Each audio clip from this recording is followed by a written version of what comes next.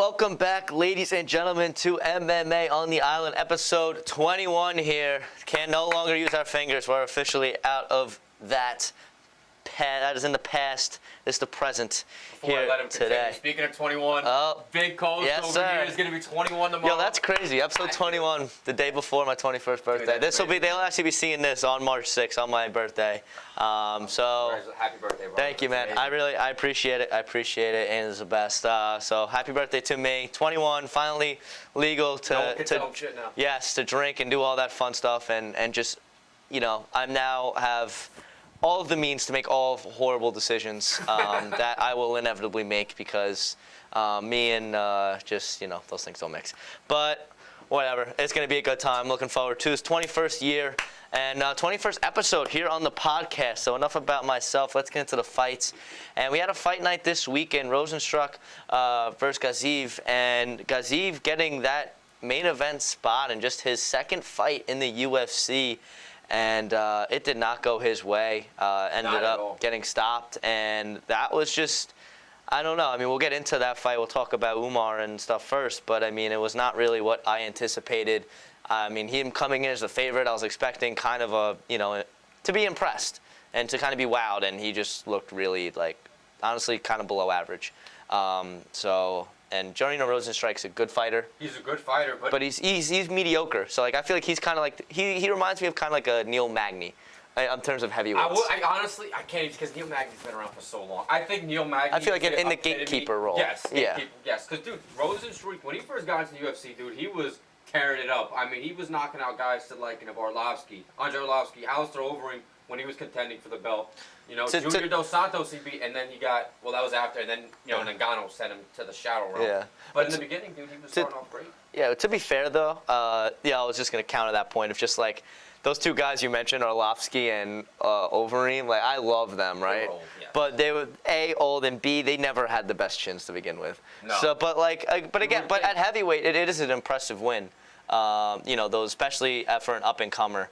But I feel like he's kind of leveled out in his career in terms of losing to some good guys, losing some bad. So he lost to Blades and Volkov back-to-back. Then he bounced back against Chris Daukaus before that first-round sub, May of last year against Almeida. But this was we'll get into that fight in a bit. But first we'll talk Umar. Before that, we'll get into Matt Schnell versus Steve Irwin. We'll get to the top of the card. Ursig getting the big win. He came in as a big favorite and got the big knockout victory just 26 seconds into that second round. And it was a competitive first, but he caught him with his shot and found a home. Only took 2 strikes in that second round to get the job done for Ursig. I was doing some research on Ursig. This is only his 3rd fight in the UFC, and we really. I did not even know that. Yeah, it's only his 3rd fight. He has a great record of 12-1 right now. Flyweight needs new blood, and as much as I love Royval, and Joe and I will get into that whole situation in a little while. I love Royval. I like Moreno a lot, man. But Pantoja is 5-0 combined against those two guys, man. I mean, yes, Royval did just beat Moreno a couple weeks back, but I don't personally think after his not so good performance in December that automatically warrants him a title shot. So we need some new blood. And Mokaev was calling his shots, and I was really looking forward to that. But he beat Alex Perez just this past weekend, 29-28 unanimously. I don't think that was an exciting performance by any means, and a lot of the other flyweights would agree. Even Royval tweeted about that as well. Yeah, man. So we need some new blood, and I'm hoping. We see somebody else, but Ursig's on the right track, man. I mean, listen, he's 3-0 right now in the UFC. That's not a lot of fights at all, and he's already a top 10 guy. So I'm sure Dana White and the other promoters are looking to kind of fast track guys in that division, just so Pantoja can get some new competition. So honestly, dude, even though Ursig's sitting at number 10, I believe, he's 10. He's 1 fight away from a title shot, in my opinion. So. Joe and I will discuss later. Potential. You said one fight, really? You think so? That's what I'm saying. He could even sit at the 6 or he could fight at the number 6 spot. But I think he needs to fight a top 5 or 6 guy, and he'll be right there. But I'm rooting for Steve Ursig, man, because again, I need Pantoja to fight somebody else. Absolutely, and I think Ursig. Obviously, he's had this was kind of his signature performance. His other 2 UFC performances were just decision wins, dominant at that, but just decisions. Right. So, the finish just elevates your stock. Walk off, fancy style, the way that he got it done. But I disagree in the fact I think he is still 2 fights away in this division. 2 fights? Okay. Yeah, I think he does need. I think he'll probably fight. Obviously, he's gonna be fighting up. Maybe somebody in the top 6, and then he'll probably get that crack at a top 5 guy. But I mean, if he is that 1 fight away, you say that. I mean, I feel like it would have to be a win against somebody like Brandon Moreno. I mean, I don't think, or maybe Amir Albazi. I don't think he. But I don't, or Royval. But I don't think the UFC is gonna book that. So that's why. You think Usyk's gonna go up and fight Royval right away? I don't think so. Which is why I don't think that. That's kind of my counter argument to him. Well, what about Usyk and Carl France? I think if he goes out there and beats Carl France, I mean Carl France is sitting at the number 4 spot right now. Yeah. He goes out there and beats the number 4 guy. He'll jump it. He'll get his ranking. Why couldn't he fight? That's gonna be easier said than done, though. I like Carl France. Of course, yeah. That's what we're all about on. Yes, sir. Because I mean, we can only talk about only so much that happens, and all hypotheticals the world doesn't. Ideally, you're probably right. He's 2 fights out, but I'm just saying if the UFC wants to expedite the flyweight process, and if they want Pantoja to be not even a super active champion, I think the standard for champions, and I think a lot of fight fans would agree with me, is twice a year.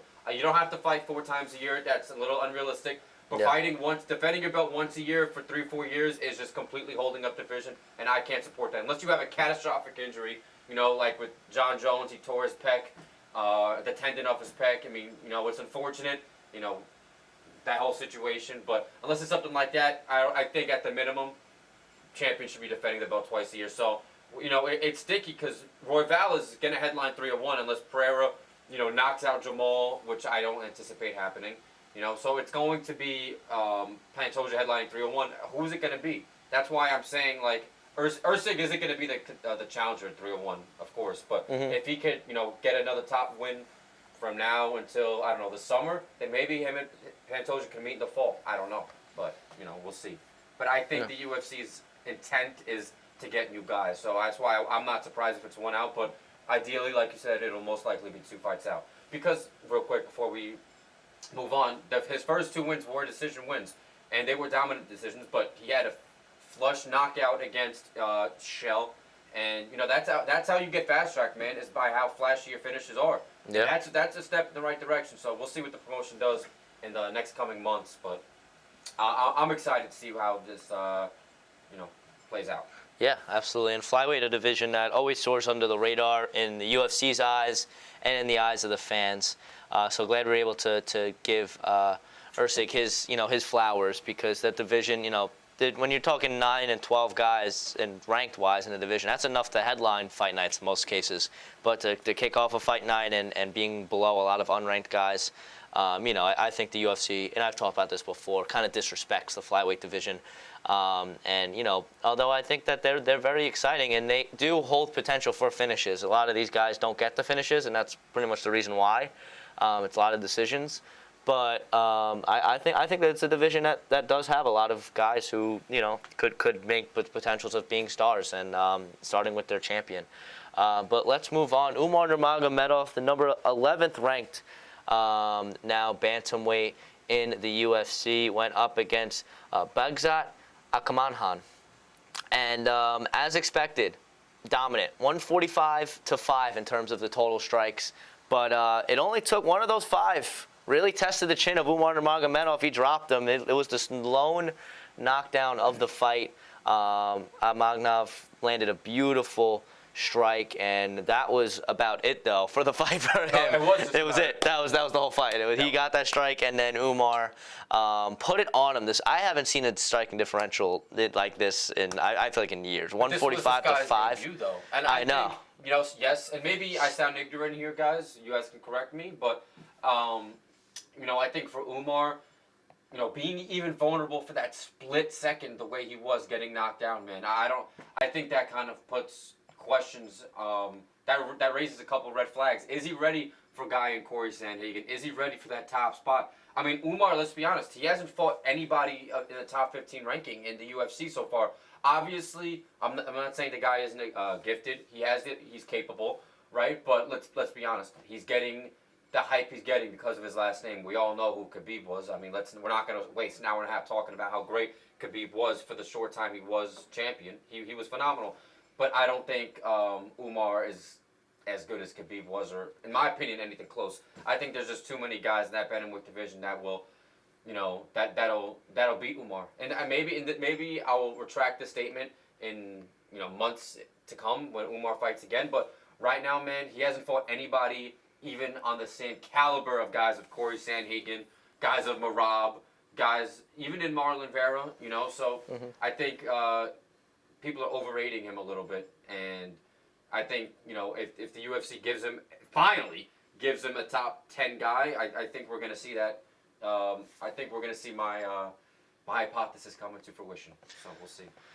Yeah, see, I'm a little more bullish on Umar. In my opinion, I believe in his skill set. I think he's very well rounded, and I agree in the fact that bantamweight is one of the most active divisions right now. It is going to be very tough for him to make that climb, especially when you got fresh blood like Davison Figueiredo getting into the division now, and he's going to be in competition. Sang Yadong and Petr Yan, they're going at it this weekend. That's an amazing fight, two guys that Umar is going to have a lot of trouble with, I feel. Pose a lot of threats to him, and then of course the top of the division in Sandhagen, Marab, and of course the champion O'Malley. But I think Umar is kind of experiencing something that a lot of these top contenders face, and I don't put blame on him for not facing this competition. I feel like it's more. I don't think these guys are willing to take their risk on Umar right now. I think at the top of the top of the division at bantamweight, that he's just not getting booked against these guys. I think that it's. I don't. He was booked against Corey, right? Well, yes, it was and then there was the one. We talked about that last week where he dropped out of that fight, and that was a big opportunity for him wasted. But that's something that you can only speculate how much what went on behind the scenes. Right. But I think Umar, I think that he's taking care of business where he's needed to, and he's still undefeated. And I think that I am a believer, man. I think that he has the potential, and I'm looking forward to the UFC giving him a big step up in competition. If Cejudo wants to fight, why not put him against Umar? I like that next. That doesn't make sense for Cejudo. Cejudo, listen. But what does then? I mean, Cejudo, he has to fight down. Even though he's in no, I'm not disagreeing with that. Yeah. Even though Cejudo, he's on a 2-fight losing skid currently, I still think with what he's done in the sport and the name that he has, even though he's triple corny, I think he has leverage, and he definitely does have leverage. I think if he doesn't want to fight Umar Nurmagomedov, because how does that benefit him? If you go out there and lose to Umar Nurmagomedov, not only is that your third loss in a row, but now you lose to the number 10 guy. You could kiss a title shot away, But really, at that point, like, what legacy fight are you gonna have? You're gonna fight Dom Cruz again? Yeah. I mean, Dom Cruz is. I think he said he's one fight away from retirement. And I don't see any news about Dom Cruz fighting anytime soon. Yeah, I think he should be retired. I thought he was already gonna hang it up. I thought he was gonna hang it up a while ago, Dom Cruz, but he's one of those guys that he every year and a half, 2 years, he just sprinkles in a fight. He was kind of like Nate Diaz towards the end of his career, where he would just sprinkle in a fight every once in out of nowhere, sporadically. Right. But I'm looking at the rankings now, Joe. I don't really understand how Umar went up 3 spots after being a guy who made his debut in the UFC. He went above Dom Cruz, Pedro Munoz, I guess. But Jonte Martinez has looked flawless. I mean, he just kicked the life out of Adrian Yanez in his last fight. And now he's ranked above him at number 10. See, I don't. I mean, again, the rankings are not a good reference, in my opinion, to how. Not that they're not a good reference, but they're not a completely accurate reference to how I would personally rank each fighter, but. Absolutely. I think our rankings will look very different, and our matchups, everything will look very different. But I don't think I hate taking discrediting a fighter's abilities just based on who they fought, just because I think a lot of that is out of their control, and I know Umar had that match with Sandhagen. Hopefully they can run that one day. But Umar did what he had to do in the same way where I think the most similar situation recently was Jack Della Maddalena, where he fought somebody making their debut just because he had his fights fail out over this past summer, and he got the job done dominant fashion, although he did struggle a little bit in there. So I think Umar pretty much did the same thing, but I think in a much more dominant way. I'm looking forward to seeing his potential. in a bantamweight division, and obviously bantamweight's, at this point probably one of our favorites, at least, and Umar is going to be one of those names to look out for in that division. But back to the little guys, the flyweights, another ranked flyweight fight. Alex Perez versus Muhammad Mokaev. It took him 20 attempted takedowns to land 3, but they were enough to get the job done. The pressure of Mokaev was enough to get his hand raised unanimously on the scorecards in a fight that was, it was. That was his chance to fight. Was his chance to fight Pantoja at 301, and I think he kind of blew a load. I think he did as well. I mean, each round he was, obviously you have to respect the game plan coming in. He knew what he wanted in terms of, grappling and getting the job done in that realm, and did a good job of pressuring. But you got to give shout out to Perez for being able to still play his game and 85% accuracy. Yeah, that's pretty. So it was great for someone who's not at all seen as a grappler. He did a good job of stifling that pressure of Mokaev, but it was just enough for Muhammad to get the victory. And that was a win. He moved up one spot. They just slipped from 7 to 8, and I think that's really fair. That performance was not anything that blew me away. And in a flyweight division where, like we were saying before, is wide open for the taking. There's not a clear number 1 cut contender. Mokaev, like you said, kind of crapped the bed on a really big opportunity for him to solidify himself as that next guy. If he finished if he did what Usyk did, I think we're talking Mokaev title shot. I think we would be discussing a potential. I think we would be discussing 301 right now. Yes. Prematurely, but now again, it's going to be an arbitrary decision with the UFC as to who they pick for Pantoja's opponent. But we'll see what happens, man. But I was rooting for Mokaev because I like Mokaev. He's a young kid. He's 22. I think he's 23 right now. And that that's advantageous towards him because you look at the rest of the division, like Moreno, Pantoja, Royval, they're all 31 to 34 years old. So, I mean, they're almost a decade older than Mokaev. And, I know he's ranked number 13, but Tatsuro Taira is ranked number 13, and he's 24. So, there's a lot of this. It's not even like it's a few years, man. We're talking 10 years. That's a huge, huge difference. So, I think this division over the next few years is going to completely change. And I'm looking forward to seeing the new guys, but it would have been really cool to see a 23-year-old contend for the belt, and I don't think, like we discussed, with that performance, it's going to happen. But what are you going to do? Yeah, absolutely. It is a shame there, but next, let's keep going, and I think Mokaev, though, to wrap up next. I mean, he has a couple options at the top there, as you mentioned, Kai France without a fight. And then Manel Kape, obviously, he just backed out of his last fight, so he got nothing going on as well. So I would love one of those two guys to get Mokaev next, and give the flyweight some love. Let him headline, a fight night and give him 5 rounds because that's something I'd be tuning in for. Yeah, Manel. I mean, I would love to see. I would love to see it. Oh yeah, when he gets on the mic, he's good show. Yes. But let's go to the light heavyweight division for our co-main event, and I just didn't understand why. I feel like this fight should have started to open the card, but whatever. In a fight where it was not a lot of strikes being thrown, a lot of reluctancy, a lot of pressure and takedown, and grappling from Vitor Petroni, the Brazilian, compared to Pedro, who likes to stand and bang, and he didn't really get to do all that too much. And it was pretty much just the takedowns that won him the fight. It was as simple as that, the control time. And Pedro really just having no answer for it, and the exchange on the feet were kind of lackluster too. It was a fight to forget. It was a fight to forget, and obviously Pedro announced his retirement, but I'm gonna sound like a dickhead for this guys, but it doesn't really I could care less. Like, no disrespect towards Tyson Pedro, I have nothing against the guy, but like I feel like the UFC was glamorizing this guy's retirement, and I'm like, no disrespect to him. I know we took a lengthy layoff. I don't know if it was due to injury or whatever. So this is nothing. This is not a personal attack towards Tyson Pedro, but like I don't think he made an impact in the UFC really in any way. So I don't know why the UFC was kind of, let's give him his flowers. Like, nah. I don't know. But yes, but you know what? And I did like his speech though at the end, saying like, I don't know if this was in the octagon or the post-fight presser, but he was saying. He wanted to show, and this I could really respect this. He was saying he wanted to show to his daughter that you worked your butt off for anything, you could achieve anything, And although Pedro was never a top 15 contender or anything of that sort, to be a UFC fighter, man, it's not an easy job at all. And these guys are the best of the best of the best.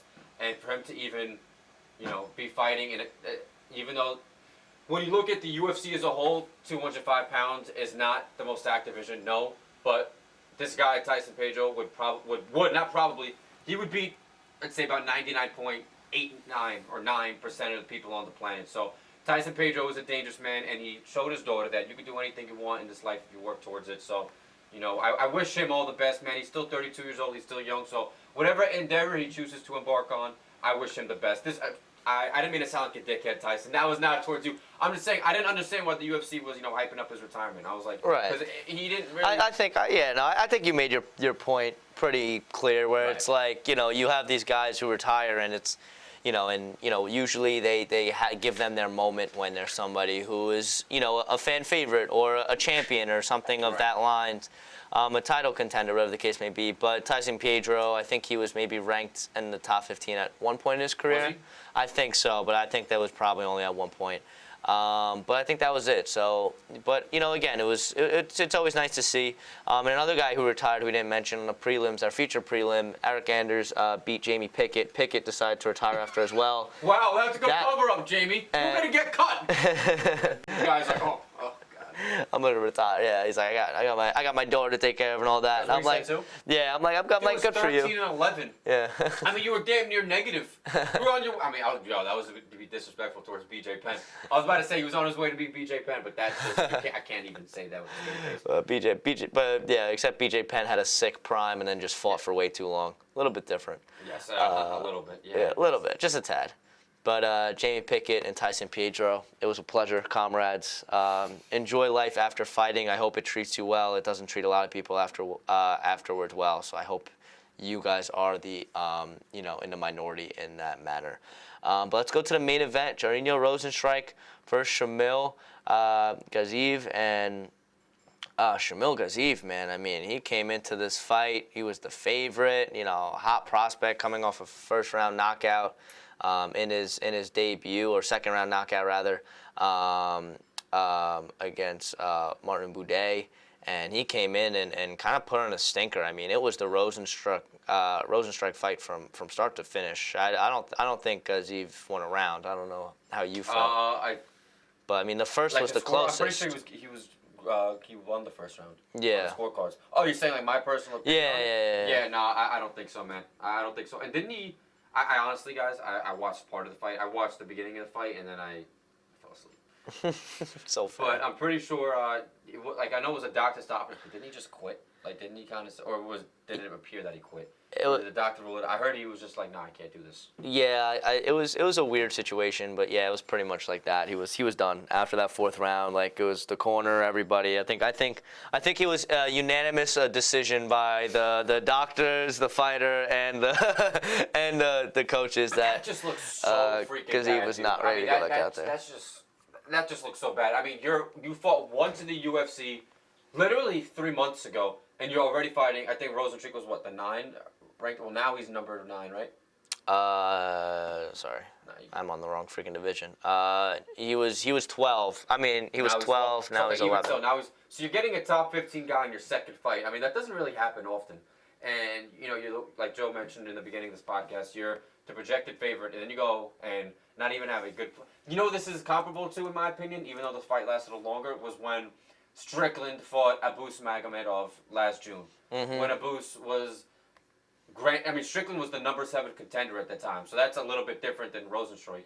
But you're fighting a guy in the top 10, top 15 in your second fight, and you have a huge opportunity ahead. And the odds were close. I think Sean was barely a favorite. Mm-hmm. And then you go ahead and you don't even make it a competitive fight. You crap the bet completely. That's just, I don't know if it's the UFC's lack of, successfully choosing who they think is a hot prospect or not, but maybe some guys just don't deserve to be fast-tracked, and I think, Abus and Shamil are evident examples of that, so. Yeah, absolutely. It's unfortunate, but, we'll see. I don't even know who's next for Shamil Gaziev, Joe. Well, it's funny, because I was looking at, I wanted to see his post-fight, or or not his post fight, but his fighting career prior to this main event spotlight. And for whatever reason, it says retirement on Topology in terms of how he lost. But clearly he didn't retire. But he won on the Contender Series via rear naked choke. And then he finished a majority of his fights in his both pro and amateur. And he had an extensive amateur career before going pro. Yeah, he fought, I think, 10 times and only lost once. But Gaziva's, I mean, I don't really know what's next for him. I mean, I think he's probably relegated back to like the early prelims, right, and fighting somebody, one of those guys at the bottom of heavyweight that you always see. Just the sloppy messes. I think that's the best way to describe them. Sloppy messes. I like the way you put that, but it's true though. But yeah, I don't know. All right, well, my computer has hit the black screen on your boy. But let's keep going. So that goes with the fight night. And then next, let's get into some news. So nobody really. I got it. You can leave it. Sure? Yeah. So no, not that anybody cares, but just worth throwing out there. Jake Paul knocked out another old man this past weekend. He fought again? I had no idea. Exactly, because nobody cared, which was I thought was just an amazing thing. And he's actually. And I care because I'm a hater, and I love it. So he's ranked like the number 109th cruiserweight in the world. Oh wow, wow! Well, he's incredible. But so his career continues to just not matter, and I'm glad that kind of I feel like the Nate Diaz fight was kind of like the pinnacle of it, and now he's just back to relegated to just nothing, and nobody cares.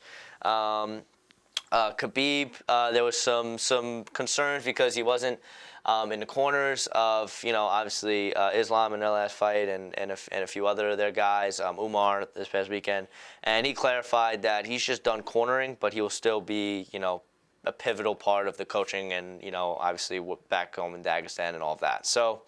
That's good to see the Eagles still getting involved, and it's not just completely abandoned the sport because we love and miss you, Khabib. Although I don't know if you saw he posted with Steph Curry. I thought that was such a funny collab. He was like with legend. He was like with legend at Steph Curry 30. I'm like, awesome. That's fucking great. I love you. Listen, I love you, Khabib. Khabib Calls you a legend. You're a legend. Oh, dude. I mean, let's be honest. Steph is a legend, though. No, of course. I mean, I don't watch basketball, but I'm a numbers guy, and I think he's like top 6 or something in scoring of all time, top 8. So that's.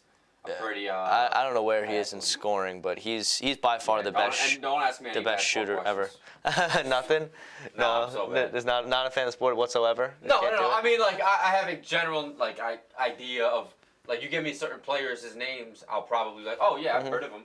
Yeah. But I'm not gonna sit there and watch the NBA Finals unless I have absolutely nothing to do, and even still, I'll probably just find something to do. Just watch those fights. I only like 2 sports, MMA and football, if I'm being completely transparent. So that's other fair. than that, that's all fair. types of combat sports, but I'm not like a big baseball. It's baseball, so abysmal. But we're not here to talk about baseball, guys. Other sports. Aiden's fandom is consists just 2 things, That's it. And it is 2 of the most contact violent sports. So you do the math. Says a lot about me. Nah, I'm just kidding. So next, let's go into a little local here. Let's go into Ring of Combat 83. We had I just want to talk about the 4 guys who fought from Long Island MMA, the gym that me and Aiden train on. And the 4 guys that you're going to be seeing very shortly on this podcast, as soon as I have time to edit those interviews and get them up, they will be on. So we'll start with Chris Guerra, Big Nog. He went out. He got a dominant decision win. It was a wrestle fest. I'm going to be honest. He grappled and controlled. Wasn't really able to advance. I give credit to his opponent, and I would have the names. My computer wasn't giving me the black screen of death right now. But he fought well. He fought hard, and excited to see what Big Nog has in the future. Improves his record now to 4-2 as a professional. And then next, go to John All Day Odea. And let me tell you, Aiden, one of the sickest environments in terms of fighting. The Ring Con did a good job at the showroom in terms of that whole venue, but the crowd for Odea had like 30 plus guys there, and they were like Odea, and because his nickname is All Day, so it kind of sounds like both. So they were saying Odea and All Day as he was coming out. It was awesome, and he fought beautifully. He fought a guy who was a long, rangy striker. Being the shorter, more stockier guy, gave up at least an inch or two in height. But he did a great job. He, scored a knockdown on a sick Superman punch off the cage that really came out of nowhere. But he dominated that fight. I think it was 30-27 on all the scorecards. And he looked great. He was somebody who really needed the win, but now he's 2-1 in MMA, and now has a winning record and is on the right trajectory there. And then Ashik Hajim fought, and I swear to you, if you can find this fight online, I just ask you to take 15 minutes of your time to find it. Ashik Hajim fought one of the best fights I've ever witnessed. That man he's like the captain, one of the main coaches, guys a lot of the people look up to at Long Island MMA, myself and Nate included. And he came out coming off 2 straight losses, and he went to war. It was a super close fight. He took big shots. He gave out big shots, but he got the job done via split decision, and I think it was the right decision. No bias at all, of course. No bias here. But he just fought beautifully, and even when he was getting hit, he was just showboating, and it was just a whole lot of fun. A lot of the fights, I feel like when you're watching them live, you don't realize how long 5 minutes is until you're watching them. That fight felt like 5 seconds because of how much entertainment there was, and both guys were just willing to put their pretty much lives on the line, and definitely took a few off of each other on that fight. But that was by far fight of the night. It was incredible. Watch it. Yeah, no, it was. If you can find it, or if I'm gonna have to get it eventually. When I get it in, I'll send it to you because it's insane. And then last but not least, John Caldone wanted to become champ. He was the only guy that fell short. He had a tough matchup against a guy who hadn't won in his last 4 fights, but I could not tell that guy was losing. I mean, I can only imagine the competition he was facing because that dude looked really good. He was also a guy who was long, rangy, did a great job of using his kicks to keep distance on Caldone. But Caldone dropped him multiple times in that last round, and only lost 28-29. That was unanimous. But 29? yeah, I think it was unanimous 29-28. But it was a great fight for Caldone. I look forward to seeing the Don back in there. Definitely a knock to him. There was a good chance. There was multiple opportunities where he could have found the finish in that 3rd round, just never transpired. And after losing the first 2, it was tough to come back in that 3rd. Did you think if you were scoring the fight, do you think he deserved to lose the first 2 rounds? Yes. Yeah.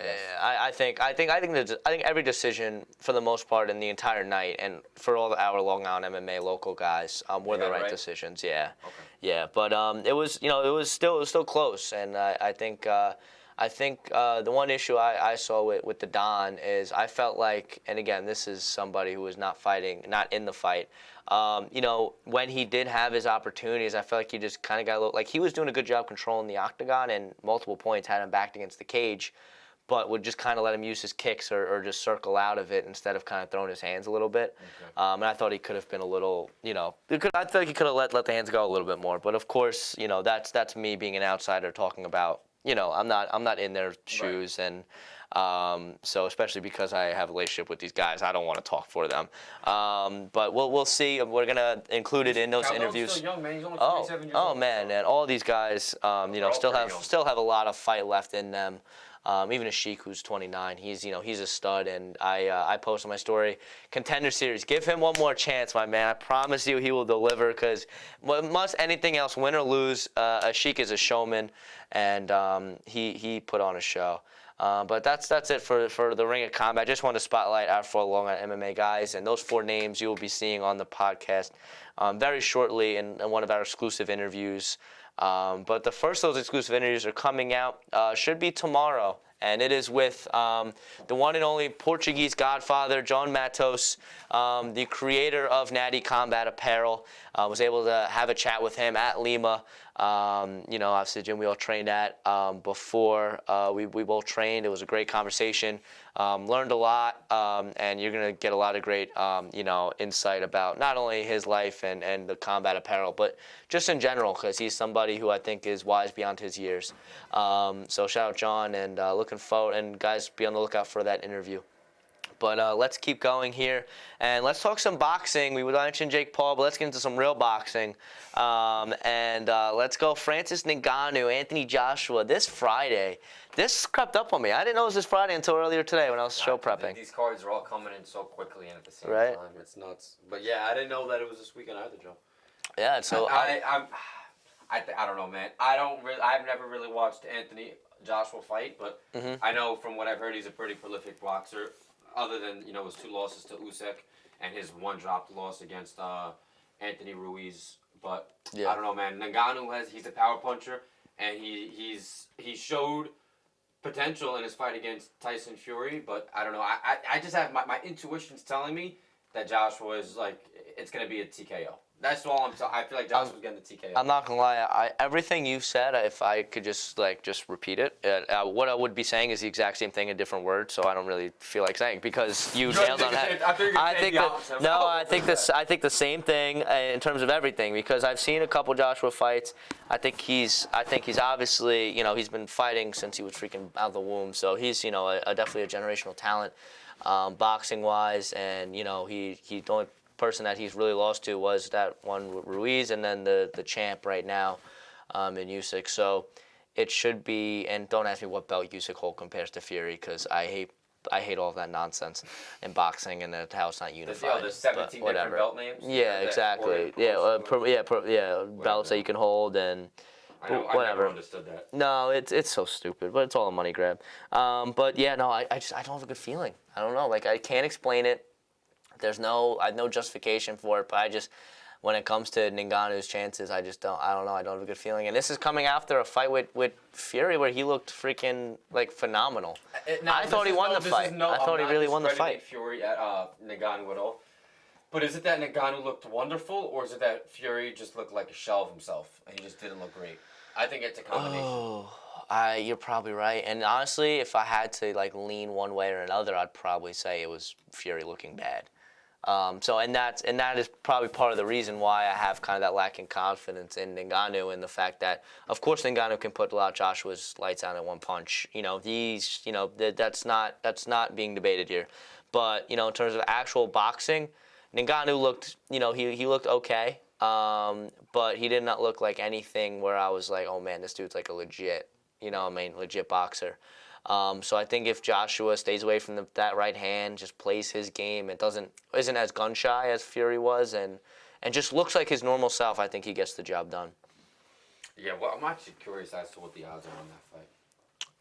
Let me see real quick. Yeah, so while you look that up, we're gonna take a 5 seconds. We're gonna cut and we'll be right back to business. 1 second. I realized my. What happened? So my computer, the battery is cooked. I gotta get a new one. It has to be plugged in at all times, and it disconnected. So that's what happened. So we're chilling. Now it'll be back on in a second. But what is the odds? Are you able to find it? I'm looking right now.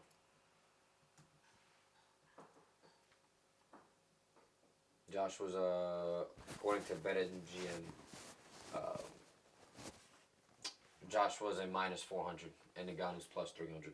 So that's honest. I mean, that's a pretty big favorite, but that's not like okay. Devin Haney, Ryan Garcia. Devin Haney's a minus 600 favorite, which is pretty big. Oh yeah. Well, have you seen the stuff with? Well, we can talk about that too. Have you seen the stuff with Ryan Garcia? We're back. No need for introduction. We're just back. We're talking. We're chatting.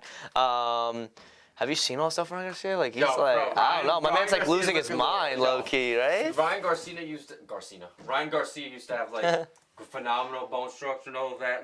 He's a decent looking guy, but now, bro, he has a puffy face. He looks like him and Oscar De La Hoya. They've been, I don't know. They've been doing it. They've been getting into that good stuff. Yes, they have. And it's so funny because when Haney questioned him about it, he's like, "Listen, I'll do a drug test on air. There's no cocaine in my system. I've just been drinking and smoking weed." Yeah. And then Haney was like, "What kind of precedent are you setting for these kids?" Yada yada yada. Which I can't really shame Ryan Garcia for saying he smokes pot and drinks. I mean, we're 2024 guys. I mean, a lot more people smoke pot than they did 10, 15 years ago. Yeah. And who doesn't drink? No, I'm just kidding. But I mean, come on. So I think it's a legal drug. You know what I mean? I feel like that's kind of an empty shot towards It has really no substance behind it. You know, if he was on cocaine, fine. That's, I guess, a valid point to bring up. But if Garcia is confident in the statement he's making of he'll take a drug test on air and pass, then maybe he's not doing it. But there has to be some explanation for his puffy face, because he's not a heavy guy. He's 140 pounds, and he's like Joe and I, we're 5'8". He's our height. So I don't know what's going on with Ryan Garcia. Hopefully it isn't the bunny powder, but I don't know. Listen, I mean, I'm not saying that I'm gonna accuse him of going skiing. I like that, actually. I think he's been hitting the slopes a little bit. You think he's been hitting the slopes? Yeah, for sure. But that's neither here nor there. I hope Ryan Garcia, just for his own sake, I hope that he's just like doing well. Like, I hope that he's okay and that he's in the right mental space to fight. Right. Because a lot of stuff's been coming out, and a lot of people concerned about his mental well-being. So, obviously, fighting is great, and we want to see these guys compete. But at the end of the day, got to make sure you're all right upstairs first, and let's just hope that is the case. And if he's not, please pull out of the fight against Devin Haney, because don't do that. That will be. Listen. If that man is not right, and I don't think it would be best for him to be going in and fighting a killer like Devin Haney. That would just be a recipe for disaster. And a quick finish as well. But thankfully the computer is now alive and well. No black screen of death. We're back and better than ever. And let's get into Far From Unanimous now. And just because we had a little time constraints last week, your boy had to go to work this week, plenty of time. We got the first question, and it goes back to PFL Bellator. Does Renan Ferreira have a chance against Francis Ngannou when the two strap it up in mixed martial arts, likely later this calendar year? And I'll let you go first. The battle of the big men. Do you think Ferreira has that puncher's chance? I don't. I don't at all. Listen, Fair. Like you said, he has a puncher's chance, but let's not ignore how Francis Ngannou looked in his last few fights. I mean, not only he put the lights out of Stipe Miocic, and this was before Stipe. I think this was Stipe's way. He was on the beginning of his decline, but not really. I mean, he had his battles with Cormier, and then he lost that fight. Now he's just been out for 3 years, so I guess now it's more of a decline because he's been out for so long. But and then he had a really good fight against Cyril Gane. And what I really appreciated about that fight is how Ngannou was able to adjust his style. Obviously, Ngannou is known for having such powerful knockout. Having knockout power, guys. I can't speak today. I don't know what's going on. He's so good. He was able to utilize his wrestling, in which again Ngannou has never been known for. He's never been known for being a wrestler, but he was able to take Cyril Gane down on multiple occasions. And I think when you look at that going into a fight against a guy in Renan Ferreira, and I don't really watch. I'm going to be honest with you. I've never really watched a Renan Ferreira fight, but seeing that Ngannou is able to adjust his style like that, I think Ngannou will study an adequate amount of film on this guy. Because Ngannou's worth a crap load of money, but I don't think for Ngannou's sake he can go out. I just don't think it's in his mind. It's okay for me to lose this fight. I already have a lot of money. It would, in my opinion, it would really just blow me away if he went from contending for the belt, being a champion with the defense, to going in and losing to a guy in Renan Ferreira who's never, no disrespect towards him, but never sniffed the UFC or anything of that. He's never fought in the UFC, Renan Ferreira, right? No. I know he's fought guys in. He went to the PFL, and he had a no contest against Verdum. That's. And then the only other UFC veteran that he's faced was Maurice Green, and that was the knockout. No disrespect towards Maurice Green, but again, he was never a top guy. So there's a huge discrepancy in competition as to who Ngannou's fought in Ferreira's fight. And yes, he had that knockout against Ryan Bader in 20 seconds, but Ryan Bader, he was a pretty prolific light heavyweight. Yes. Years ago, I mean, Ryan Bader's 40 years of age now, and they were 30 pounds apart. That's not going to be a problem. Ngannou's size isn't going to be a problem. The guy weighs 290 in the offseason. So yeah. I think you can't really compare Ryan Bader and Francis Ngannou as well as you can't compare the competition Ngannou's fought and the competition Ferreira's fought. So I don't know, man. Maybe again, like Joe stated in his question, does he have the one punch knockout Puncher's chance. Is Puncher's chance, yeah. Okay. I thought that was what you were looking for. No, you're so good. It's yes. Does he have the puncher's chance? Of course. Who doesn't? But I don't think it's gonna happen. No. I think it's gonna be a pretty dominant win by Ngannou. I don't see it going to a decision unless Ngannou just completely gasses out. But that would kind of surprise me because I mean he just fought in 12 rounds. And again, it's boxing, but he had 8 rounds, 8 3-minute goes. Right? Is that it's 3-minute goes? So his conditioning should be up to par. I mean, he's fighting, like Joe mentioned, he's fighting Anthony Joshua this weekend. So, I mean, I would be very shocked if he goes into the fight and just tries to take him down and hug him and just, he's exasperated. So, that would really catch me by surprise. But, yeah, I think he's going to finish in the first round or two, man. That's the Aiden take. You know, I'm gonna be honest. I give Ferreira a little bit. I do believe that it is a puncher's chance. I can't see him winning a decision, but I give Ferreira a little bit more, and a little bit more of a shot. And I think it really just comes down to the size discrepancy. Ngannou has always been the biggest guy in each and every opponent that he's fought outside of Tyson Fury, but he's given up and that's in boxing. But he's given up a few inches to Ferreira. I think that could play a factor in terms of the range and striking. And Ngannou, as much as he is, one of the best heavyweights of all time, his technique is still very raw, I guess you could say, in terms of him throwing. He still throws kind of wild, looping shots. And there's always a chance for something straight down the pipe flush to land. So I think that Francis has a better shot. I think Ferreira has a better shot than people are going to give him credit for. Do I think he wins the fight? Absolutely not. I think Francis, wins, and I think he probably finishes it, because as long as he touches his chin, it'll be lights out. But I wonder I wonder how Francis is going to, real quick, like how he's going to be able to adjust to the smaller ring, because not smaller octagon, because the PFC or the PFL there's an octagon. Cage. It's an octagon. It's smaller. I think it's like comparable to the Apex. Actually, so you know what, Ngannou should be fine because he's fought in the Apex.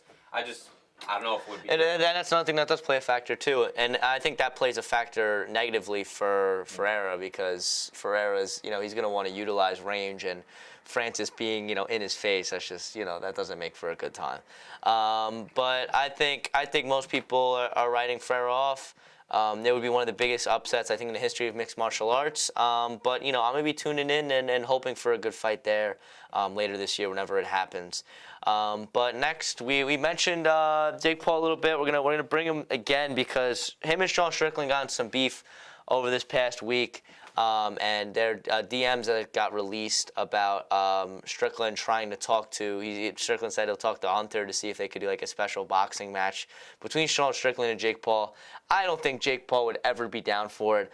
But Aiden, do you think the UFC should let Strickland fight Jake Paul or allow, and I think we should open this up to a larger question, do you think the UFC should allow fighters to fight outside of their organization in general, whether it's boxing opportunities or whatnot? I do not, personally, because I feel like once you allow a fight, and maybe I sound like a dictator, but once you allow a fighter, in my opinion, to explore other avenues of approach like that, then that might cause them to want to deviate away from what the current situation they're in, and possibly, grow in a relationship with another promotion.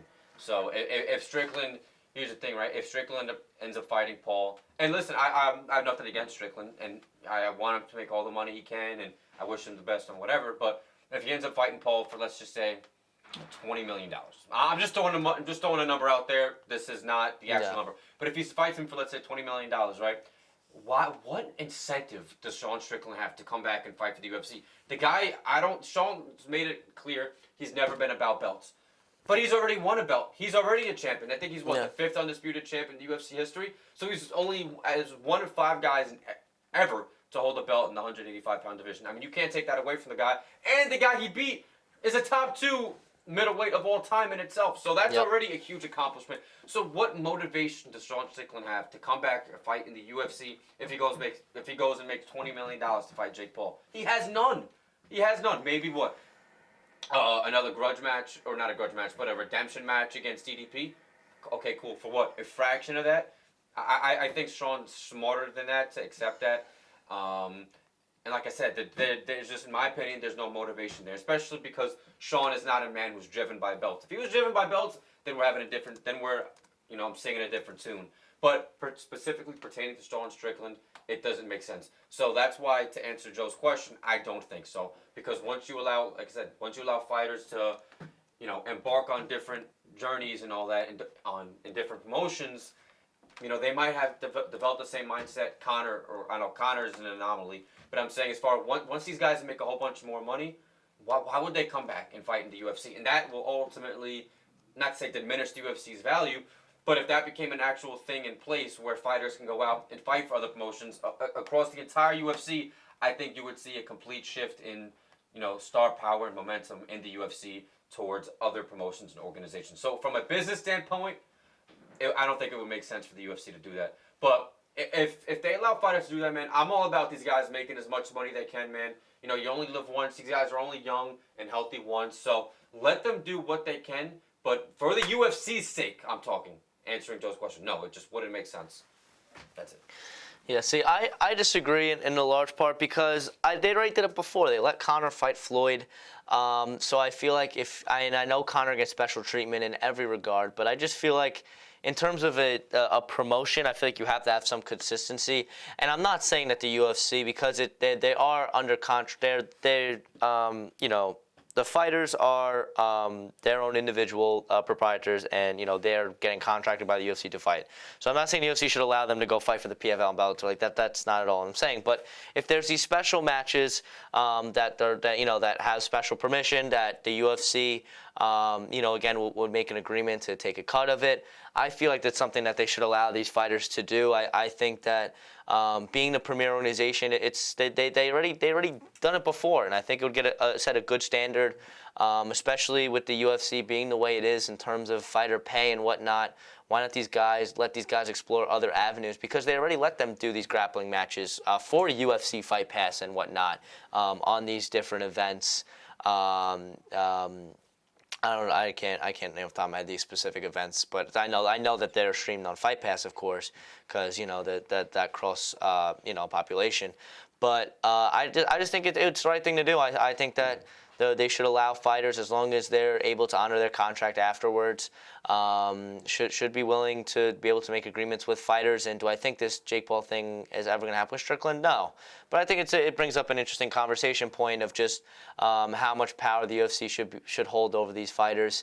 And again, they are under contract, so they are contractually obligated to just fight for the organization, and there's probably stuff in there. Obviously, we don't have these contracts on hand, or would ever have access to seeing them, but there's probably language in there that doesn't allow them to fight anywhere else without special permission, in Conor's sake.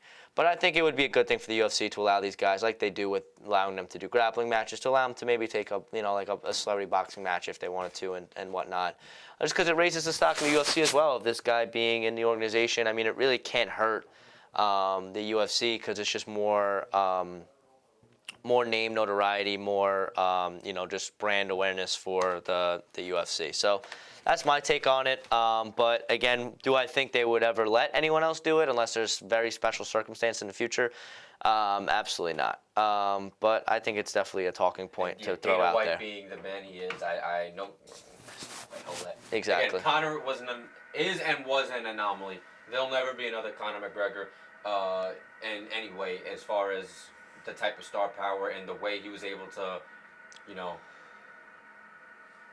my gosh, the way he was able to transform the UFC. There's not even a right way to put it. But I think transform is a good way to put it. It put the UFC on the map. It popularized it and made it more commonplace and more of a more respected sport, rather than just like this brutal combat that is on right. These guys are trying to emulate Spike that now. TV back in the day. These guys are trying to emulate that now, but again, they can do their best. I know guys like Sean O'Malley think they'll be on the same pedigree of McGregor as far as stardom, but that's just, in my opinion, that's just an absurd statement. Yeah. I think the only guy, in my opinion, because he's international and he speaks multiple languages relatively fluently, I think, and he's young, is Ilya. But the problem with Ilya is, I saw a post, I don't know, actually I think ESPN MMA put it on Instagram, but this is always subject to change. But Ilya said he's 27 now. Oh, this is a fact. He's 27 now, and he wants to be done fighting by the time he's 30, 32. And Ilya's not and he's only had 7 fights in the UFC, but he's not extremely active. I mean, he fought once last year, and he's fought once this year, and he wants to defend it towards the end of the year. And sometimes those fights get pushed back. So if his first defense isn't until 2025, I mean, that's a couple years in a row already where he's only defending it once. So if he remains on the trajectory, he's going to have 4 or 5 more fights in the UFC. So it's kind of hard to have so much stardom in that short amount of time. And again, Conor McGregor, he's only had 14 fights in the UFC with a 10-4 record. But again, Conor McGregor's Conor McGregor. Ilya, he can, because he's international, like I mentioned, I think it's possible for him to be the new face. And I think he's already on his way to being the new face. I mean, since he beat Volk, he's already gained 1.5 million followers on Instagram, which is a lot. But yeah, if he remains to only fight once a year and he doesn't ever contend for double belt for champ status, which Joe and I discussed is complete, that is skewed in the wrong direction. The whole champ status thing. I don't think anybody will come close, but we'll see. No, absolutely, and I think Topuria. I didn't know that 30 to 32 range, and that's something that guys say that, and then a lot of things happen in their career and their trajectory. And obviously has a lot of fighting left to do before he even thinks about hanging him up. But I'm hoping he's wrong. I'm hoping he sticks it out, because he's one of those guys that I'm really pushing for and excited for in the future. Because I think right now in the UFC, and we can just talk about this for a second. I don't know. I feel like they're I don't know if they're lacking star power, or it's just like their stars aren't as you know what I mean, as prominent as I feel like they were in the past. I mean, you got like these young guys like O'Malley, like Topuria, obviously Islam, and Poatan has been somebody who has been a huge fan favorite.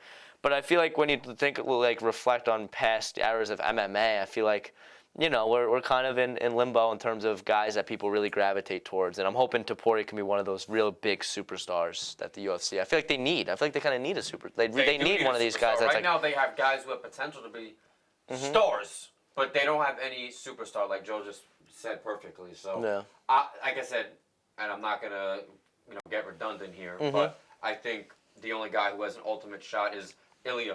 And Ilya's exciting, and O'Malley's exciting to watch too, but let's be honest, right? A lot of, in my opinion, and I could be wrong, but a lot of O'Malley's fan base is young high school kids, in my opinion. Younger, right. And I'm being honest, younger kids who see, the rainbow hair, the smoking pot, the girls and all that, and with the Nelk boys, right?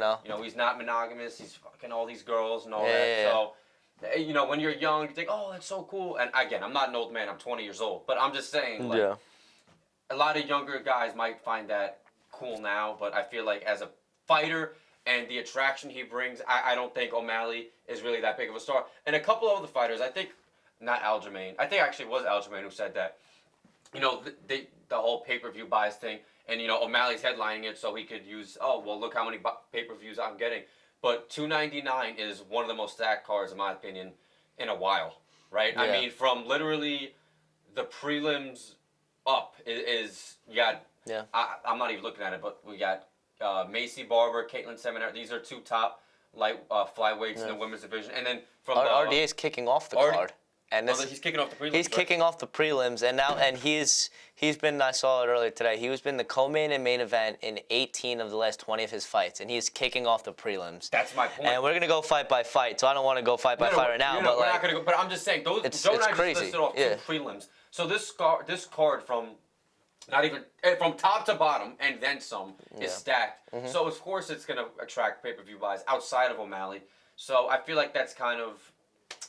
I don't know, man. It's kind of hard to gauge O'Malley's star power and how much attraction he has when you have a card that's so big, and you can't just give him all the credit for the pay-per-view buys.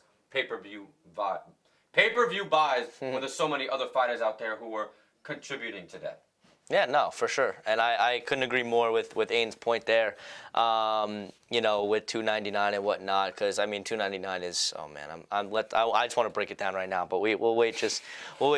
I have to be respectful. We got one last question here on Far From Unanimous.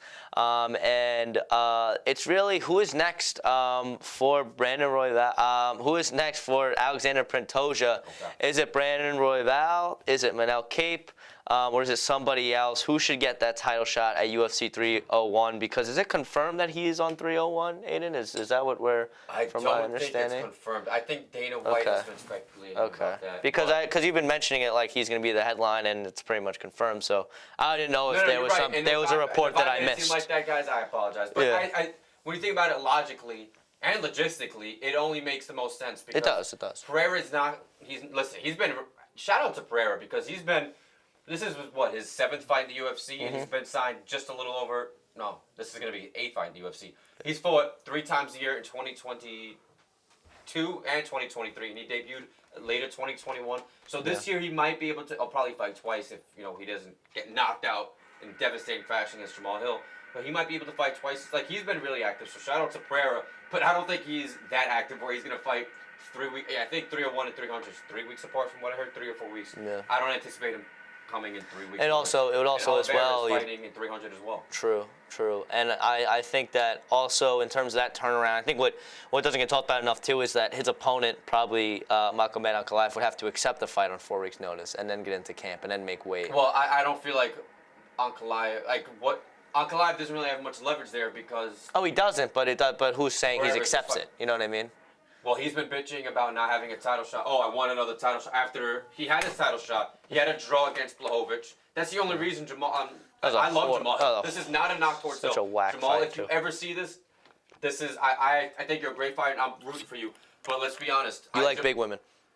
Listen, man, I'm just Jamal likes. All right. I thought that's where you're going with it. Okay, continue. No. I don't like a big woman. No. But let's be honest. If Ankalaev and Blachowicz didn't have that draw, Jamal Hill would have never been champion, and not at least not until this point. So I think Ankalaev, he didn't do his job in 15 months ago. That's on him.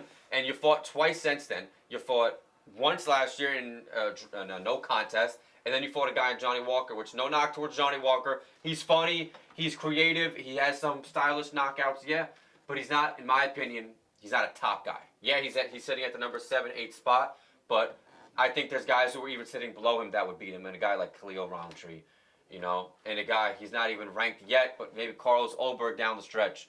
So there's a lot of guys who, in my opinion, are better than Johnny Walker. So does knocking out Johnny Walker warrant him an automatic second shot at the belt? No.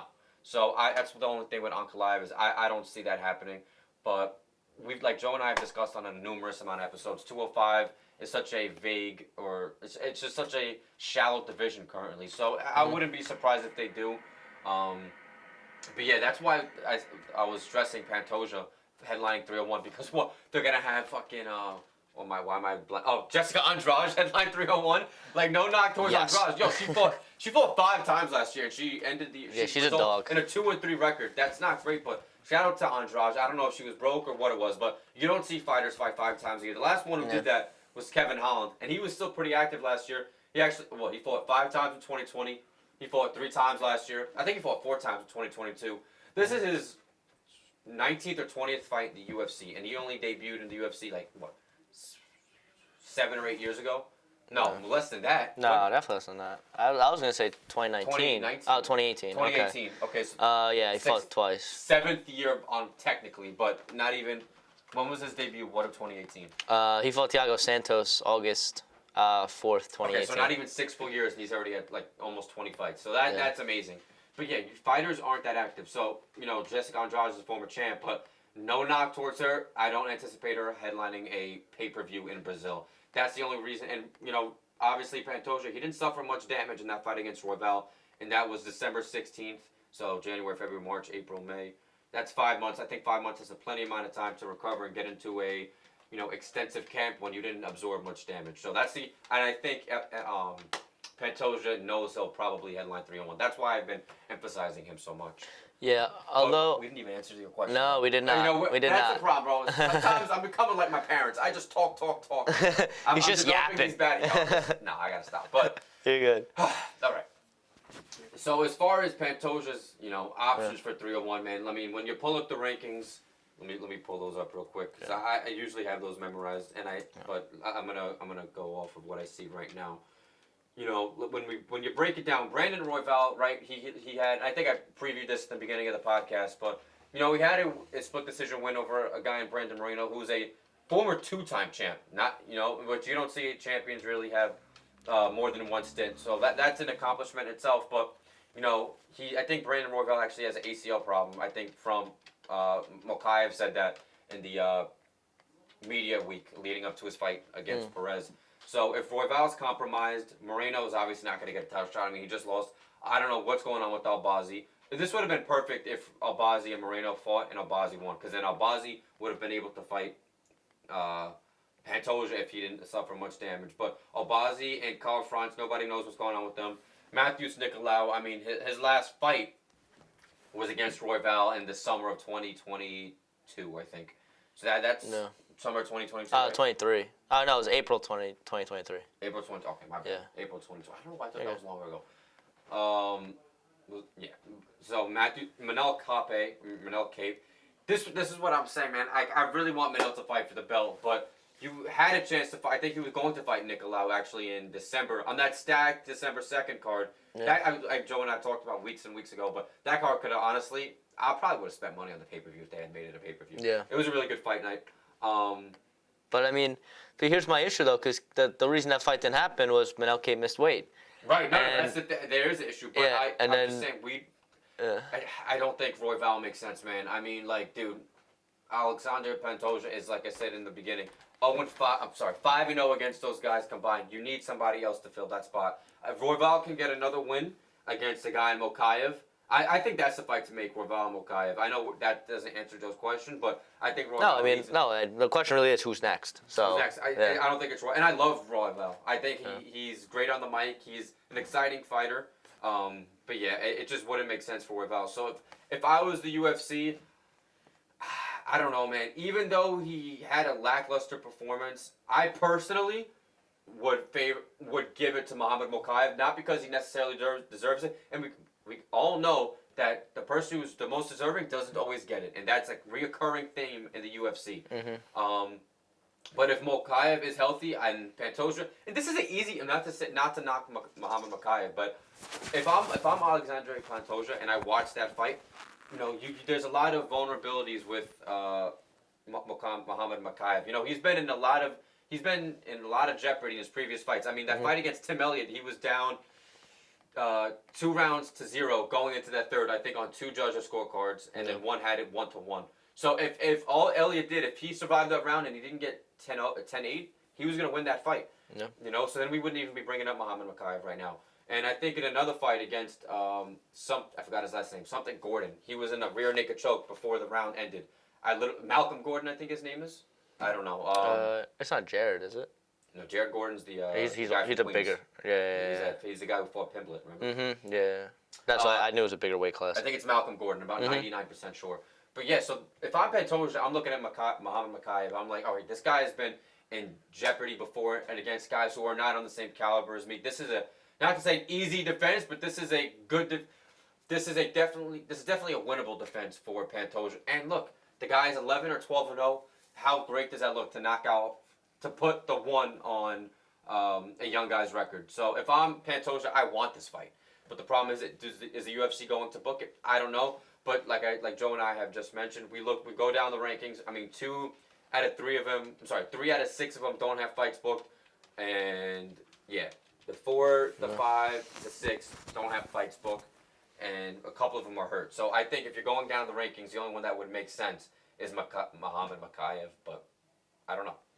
Absolutely, and you know I understand that point, but I think you run it back with Royval, honestly, because unless Albazi is healthy and able to go, which that doesn't seem like the case, I don't think anyone else is more deserving. I get Mokaev undefeated. I get that he won his last fight.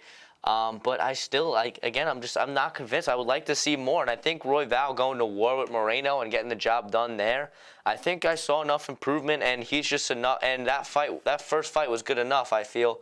He got 50-45 on 3 scorecards. How is that good enough? I mean, it wasn't competitive. Listen. That fight together. I know. He had great exchanges on the feet. I know. But I'm saying, I'm not saying the scorecards made it close enough. I'm saying that the action itself in the octagon, I don't know. I don't know where else the UFC goes with Pantoja unless shelving him past 301. I think if Royval can make the turnaround, I mean, if Albazi can fight, I think Albazi's right there. Yes, with that win against Kai Kara France, that makes him more than deserving. But if not, I mean, I don't know. I think I would rather have Royval than Monkayev. And then to address Manel Kape, Manel Kape has had 7 fights in the UFC that were canceled for some way, shape, or form. And granted, only 2 of them were his fault, so a lot of it has been unlucky. It's been a lot of other people's weight miss, other people's injuries and whatnot. But that's something that is going to be an asterisk on him, especially because he didn't make weight in his last fight, and weight is something that has always been an issue in his career. So I think that Kape is going to have to maybe run it back with Nicolau for that rematch that was previously scheduled before the weight miss for earlier this year, or even look or bounce up against Kai Kara France or Brandon Moreno. And I like Manel Kape, I like Muhammad Mokaev. I just don't think either guy is deserving, and I think a win against Moreno is enough to at least justify it. And it's not going to be the prettiest defense for Pantoja. It wasn't a win though. That's the thing. It was a split decision, and some people thought Moreno won. I know that's why it's so tough at flyweight. But I feel like could come back, and that was the thing. I didn't specify that. Yeah. I was like, Mokaev because if Albazi could come back, even though we had that win he shouldn't have gotten against Kara France. Again, I can't emphasize this enough. The flyweight division for Pantoja needs a fresh face, and that's the only thing with Royval. I really want to see him get another win. But yeah, I agree with Joe. If Albazi comes out of nowhere and is deemed healthy, then please have him fight Pantoja at 301. I'm A-okay with that. But no, I don't. And I really because I want Royval to be training with Jordan Burroughs if need be. This guy needs to be wrestling, because he has good hands, obviously, and he even has good submissions. He's had a couple of good submission wins. He actually submitted, I think, Kara France. I don't know if it was in his second fight in the UFC or his debut. I think it was his second fight, if I can recall correctly. But yeah, dude, I mean, but watching Pantoja's film, I mean, he has good hands, right? Like we've watched it, the 290 fight. I've watched it like 3 times, but he loves utilizing his wrestling. And that's a big proponent of his arsenal. And, if Royval can do something to, just mitigate that a little bit. I mean, you get 30% takedown defense or whatever it was. That is abysmal. You cannot be, that's the thing. You can't be crying, not crying. You can't be, advocating to get another shot at the belt when you were that weak in certain parts of the game. He's on the come up. 40% takedown defense. Oh, hey.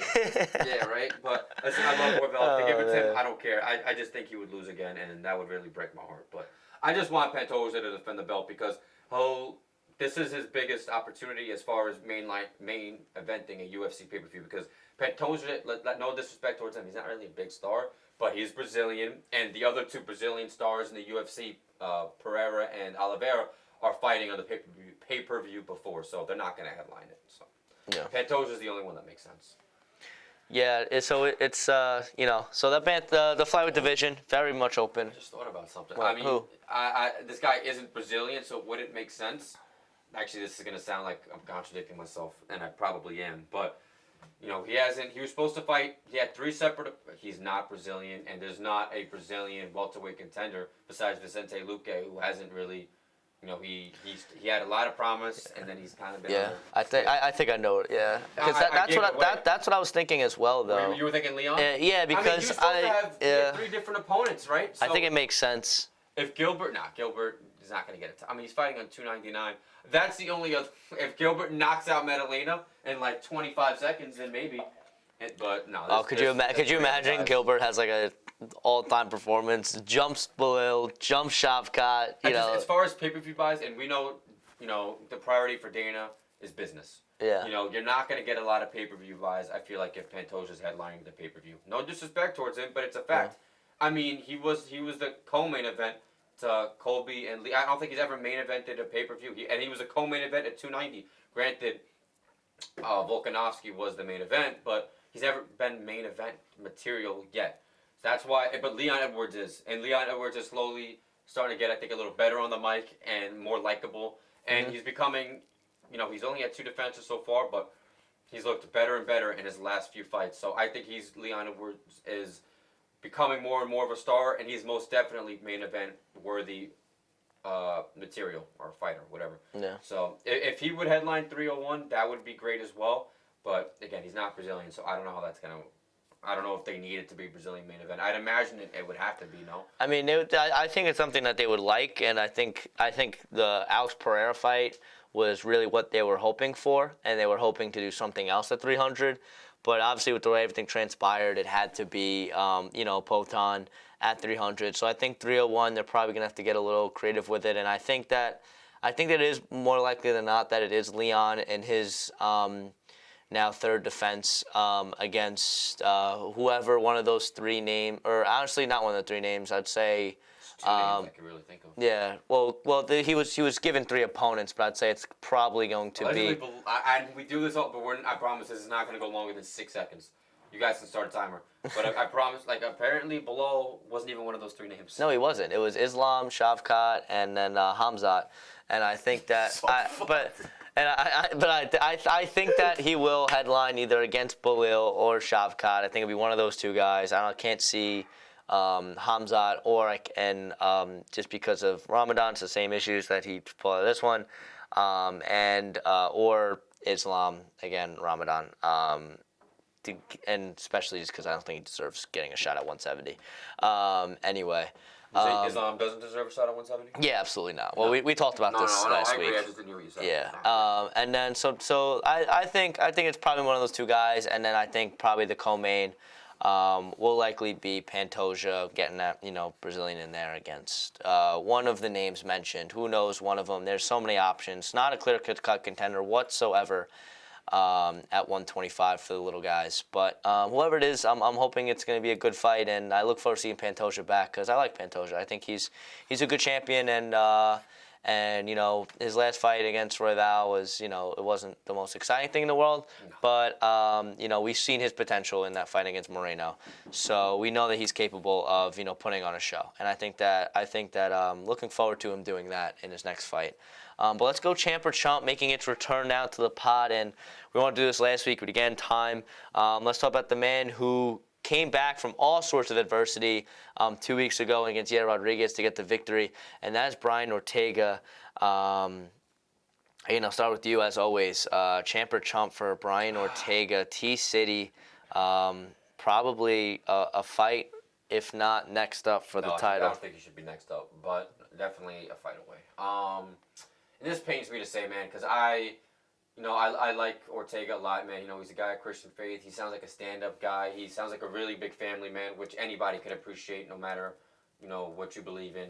But I hate to say this, man. I just think Ilya is too powerful.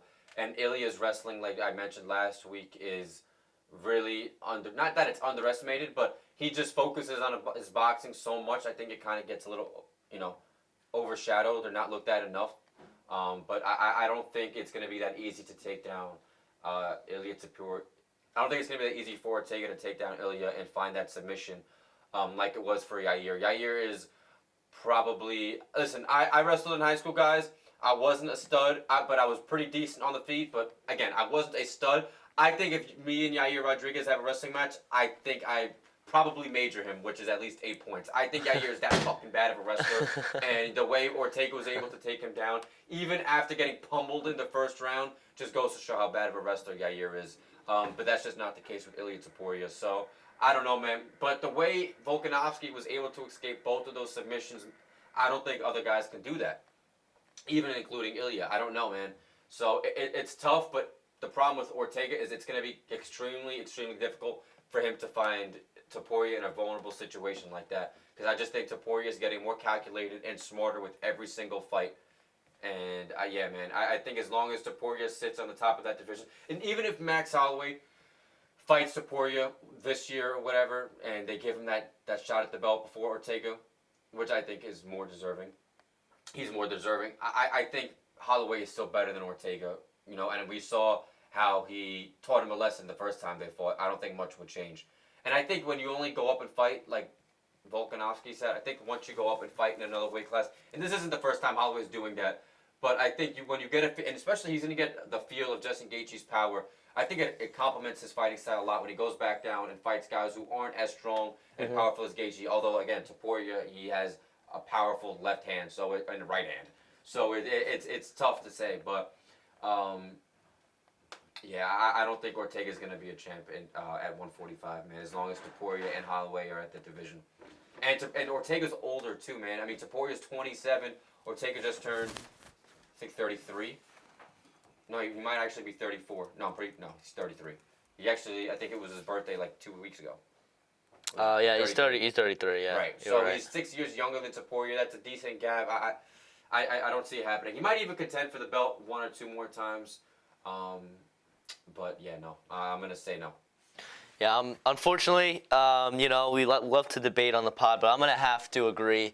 I think that, I think Brian Ortega, if Topuria didn't have as much of a wrestling and grappling prowess as he did, then I would say Ortega maybe has a shot, and I may even go as far as to say that, just because we saw him, seconds away from becoming a champion against Volk, that he has a chance to do the same, and Topuria is probably tapping if he's in that instance, in that guillotine. But I can't see it. I think Ortega, I don't think he has enough on the feet, and I think if he was fighting Topuria in that similar circumstance against Yair, I don't think Topuria lets him get back into that fight. I think he continues to pound away and ends up finishing the fight on the feet. So as much as I love Brian Ortega, T-City, he's had a great run and a great career, and honestly, I just wish he was more active as of late and recently. But he's going to go down as one of those guys that wasn't a champion but was right there and a legend of the sport. I say depending on where the rest of his career goes, borderline Hall of Famer. But as of right now, I just can't see anyone beating Topuria. That's really what in my opinion. So I think that's it. And then you mentioned I don't know where I was going, but I think I said Vax because I was Max and Volk. I just combined them. Vax. But when you think of Max and Holloway and Volk as well, I can't see. I can see him beating Volk at this point in his career. I can even see him beating Max. If he's able to get to the ground. Because again, if it's on the feet, I think we already saw how that went of just Max sweeping him away there. But I think T-City, I think he has a run. I don't know if maybe 2 shoots, maybe 1-2 shots. I think best case scenario, he gets one more run at it. And he probably gets finished by Topuria, in my opinion. It's not even Topuria, because we're all human. We could all be beat. That's not even the fact that it's just Topuria. But, excuse me, Ortega's already had, multiple surgeries as of recent. True. The guy has been hurt on numerous occasions. And as you get older, your metabolism goes down. It's not even just your metabolism, but it's just harder for you to recover from these type of injuries as you get older. So, I don't know, man. If it's tough, like I just said, when you get hurt that often. And Topuria being fresh, never really has sustained an injury like that. Same thing with Holloway. I mean, Holloway, this is his 29th fight in the UFC, which is when you say that out loud at 32 years old, it's it's mind-boggling. Yeah. But, yeah, man, I wish Ortega, I would really love if Ortega got the belt. I think he'll fight for the belt because I think if he fought a guy in Moscar, he could submit him, honestly. But yeah, I don't see it happening. Yeah. Joe's description, he had a lot more of a concise answer, not as much words. I like to sometimes just... And he likes to get his thoughts out there, you know what I'm saying? It really would talk it through. But let's go now to... Nah, you're good. And so let's wind down and on the pod, and let's talk UFC 299. And Aiden, I have to say, just on the pod, I'm so sorry that you could not watch this card this weekend. My boy got drilled this week, can't make it to watch these fights. I'm so fucking pissed, dude. If somebody gives me shit this weekend, I'm getting into a fight, and then hopefully I get sent home on punishment so I can watch it. Unscathed, one punch knockout. Yes, no, I'm so pissed because this is such a fucking good card from top to bottom. Yeah, it really pisses me off. And it starts on the prelims. So let's start. I saw apparently RDA is supposed to be one of the kicks off the card, but on the UFC's website it says it's Phillips Munoz. So we're just gonna go based on the UFC. And this is a fight that's intriguing. I feel to kick off the card right away.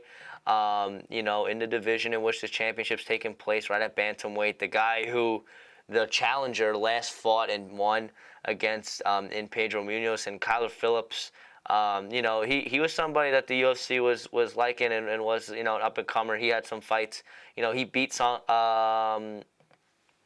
Yadong. That's something that goes under the radar back in 2021. Based on the way these two guys' careers have went since then. But lost a fight, a majority decision. It wasn't pretty against Ravlin Pavla, who hasn't had much success since. But back-to-back wins for Kyler Phillips. Sees himself as a favorite against Munoz. Aiden, who do you like in this fight? I'm not gonna lie. I think the underdog is very much live here. I think Munoz has a good chance. Oh, I thought you were gonna say Munoz is the underdog. Munoz is the underdog. Yeah. I was just about to say I'm gonna go with Munoz on that one, and I think it's gonna be a similar way. It's gonna transpire the same way as it did when Gutierrez fought. I'm not to say the same exact result, but I think as far as winning, I think everybody thought, because Gutierrez had that devastating knockout against Frankie Edgar. He actually technically sent him into retirement because that was his last fight, and I think that was at the Garden too. But yeah, and after that, people were like, "Oh, Gutierrez is the shit," and he lost to Pedro Munoz in pretty bad fashion. Yep. And then he obviously, even though it was a boring fight, Song Yadong 50-45 them unanimously. So, Gutierrez is kind of going on a negative skid after that win. And I just think it goes to show how good, guys like Pedro Munoz and Song Yadong are. I know Marlon Vera just pieced up Munoz in August of last year, but I think Marlon Vera is a phenomenal fighter. I think he gets I think he gets a lot of slack because of how he starts his fights off. But Pedro Munoz as well, man. The guy's been around for so long. I think I'm going with the vet here as well. All right, so far 2-0 for the underdog in Pedro Munoz. We'll see if he can get it done on Saturday, not even like afternoon. But next, let's go to Aiden's favorite. It's not Rafael dos Anjos. It is Mateusz Gamrot. Caught him out of nowhere. That was pretty good. And this is a fight. Gamrot, a big favorite. Probably for a good reason. And I can't find myself going against him in this fight. Although I think RDA, I think it's gonna be a 29-28. It really is. I think RDA is gonna get a round off on him. I think RDA is enough of a well-rounded fighter, to avoid getting just grappled to hell by Gamrot. I think they're going to be striking, and I think RDA has like an outside chance at a shot here, but I am going to go Gamrot. I'm not even just saying this because as much as I love to have, differing opinions with Joe, I have to agree here. I think it's going to be a unanimous 29-28 for Gamrot. I think he'll be able to squeak out a round, but I think it's just going to be a kind of a wrestle fuck. As far as because both RDA he's a finisher, but the only finish that Gamrot has, from what I can remember, is the injury that Rafael Fiziev just suffered. That's not really, I can't really credit that towards Gamrot. I mean, Fiziev got hurt. I don't know. Was it that he? I don't even remember if he kicked Gamrot and he tore his ACL or whatever it was, but it wasn't because Gamrot did anything spectacular. Yeah. Does he have any finishes in the UFC so far? He does. He has 2. He finished Diego Ferreira and Scott Holtzman. Oh, nice. Okay, so Scott Holtzman's retired and Diego Ferreira is not ranked. So these are against 2 guys. These are against 2 guys who are top guys. So this is to my point with Gamrot. Like, I know I could sound like a hater sometimes, and I probably am. But it's okay. We're all haters sometimes. We're all haters, no respect. But I just think, Gamrot being, even though he's not that young, he's still 5 years young. RDA is pushing 40 soon. And Gamrot really likes to heavily rely on his wrestling. I think it's going to be a battle. I think a couple of them might be able to land a few strikes, but I think this is going to be similar to how he beat Jalen Turner, in the fact where he's just going to look for those takedowns and be able to hold down his opponent just to etch out the rounds. I think, like what Joe said, I don't know if you said unanimously 29-28. Yeah, you did say that. Yep. So that's what I'm going to go with. But I am praying that RDA could somehow win 2 rounds or even submit him, because I like RDA, man. And, I'm surprised he's honestly even getting this fight, because he just lost to the number 10 ranked guy at welterweight, Now he's fighting the number 6 ranked guy at lightweight. Yeah. It doesn't make sense to me, No. but I don't care. I like RDA. So if he can get that win, man, that would be phenomenal. Oh, it would be. And I was gonna say like if Gamrot does win this fight, I feel like either guy wins this fight, it's gonna be interesting to see like where they go, because Gamrot wins this fight, like obviously now he fought really down and he probably deserves to fight up at that point. But then who the heck's he fight? Mike Chandler. He's waiting out on the hopes and prayers that he's gonna fight Conor and get that red panty night. Oh my gosh, dude, Chandler's just an idiot. Yeah, and then Armin. He shouldn't even be ranked number 5. No, but Armin's obviously fighting against Charles, so that's 1 versus 4. Gaethje's fighting Holloway, and then Poirier's fighting Benoit Saint Denis. So, I mean, if Gamrot wins, I mean, like on the off chance BSD wins, I guess that fight makes sense next for both of them. But like for Gamrot, I'm like, I don't really know where he goes from there. Beating RDA, it's not title shot worthy, but then. No, he's already regardless if. But so I don't even know like where it goes. Gamrot wins, he's still the number 3 guy as far as who's gonna get the shot. Yeah. Because it's either gonna be Gaethje first or the winner of Oliveira Armand first. Yes. So either way, it's gonna be the winner of Oliveira Armand first, and then Gaethje next, or maybe even Holloway next if he beats Gaethje. But I'm just assuming that it's going to be. I'm just assuming for this purpose that it's going to be Gaethje who beats Holloway. Yeah. So it's like I said, I don't know why I keep repeating myself. It's either going to be Gaethje or winner of Oliveira Armand, and then maybe Gamrot. But what Islam only fights twice a year. So you got those 2 guys who fight. Let's just say Islam fights both Gaethje and Armand just on this year. Then what? He'll fight Gamrot next year. So he's gonna fight once this early this year, and then wait the entire year, and then fight Islam the beginning of next year. I don't think so, and I don't think that's what Dana has plans for Gamrot. But I was thinking maybe the only fight that would make sense, because I feel like if BSD beats Poirier, I don't think I'll have to fight anybody else. I think he'll automatically get a title shot. Whether Islam decides to fight 3 times this year, which isn't likely because we're already entering the second quarter of this year and he has no fight booked. Yep. So maybe he'll fight him next year. But I think, like I said, man, same thing. It's similar with the flyweights. They want a new face. Gaethje's already contended for the belt 3 times. Oh, sorry, he's already contended for the belt twice. He's pending his 3rd contention. Oliveira's already fought Islam. Armand hasn't fought yet. So Armand's in the clear. He's different. But, BSD is a guy who has looked flawless in his last few fights. And that's what I was saying. It's not even about the amount of wins you have. It's the way in which you win your fights. And I'm sorry. I'm always apologizing for bringing him up, and then I always bring him up. But Bilal's on his 10-fight win streak, but he has no finishes. He has that one finish against, and this isn't a knock towards him necessarily, but this is like, you got to have flashy finishes. He has 10 wins in a row, or 10 fights without losing, because I think he has a draw. Yeah, he has a draw with Leon from 2019. And his one finish he has against Sean Brady is, he didn't even knock him down. It was a TKO with him standing.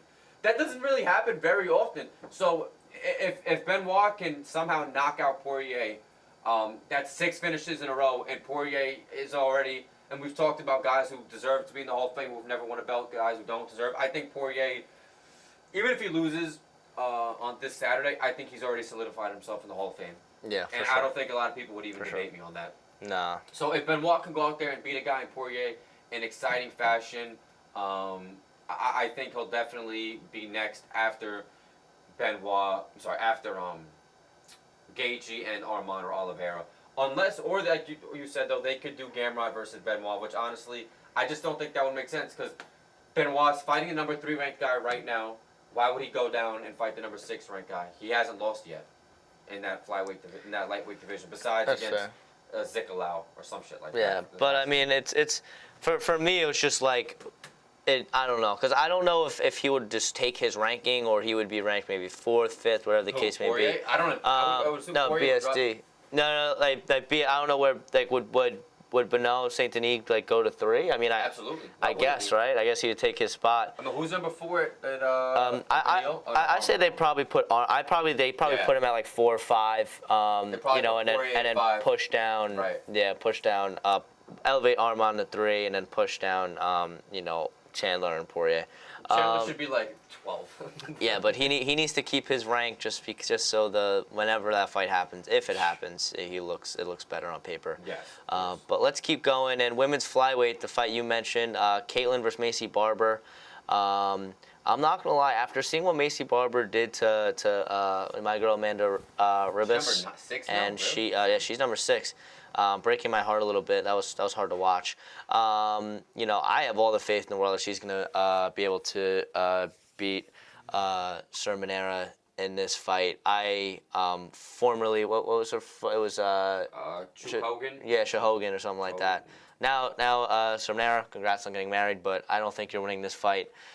She just lost to Manon Fior, coming off that loss. Macy Barber on a win streak, on that trajectory. She's the younger fighter. I think that she might even find a finish in this fight. Look out for Macy Barber. I think that she's got next. The last time she lost was to Alexa Grasso. So she's on a 5-fight tear. I think she makes it 6, and I think that she solidifies herself as maybe next in that division for Grasso, because you haven't really heard much. We haven't talked about. I think they're waiting for the right day to do a trilogy. I think that. Yeah.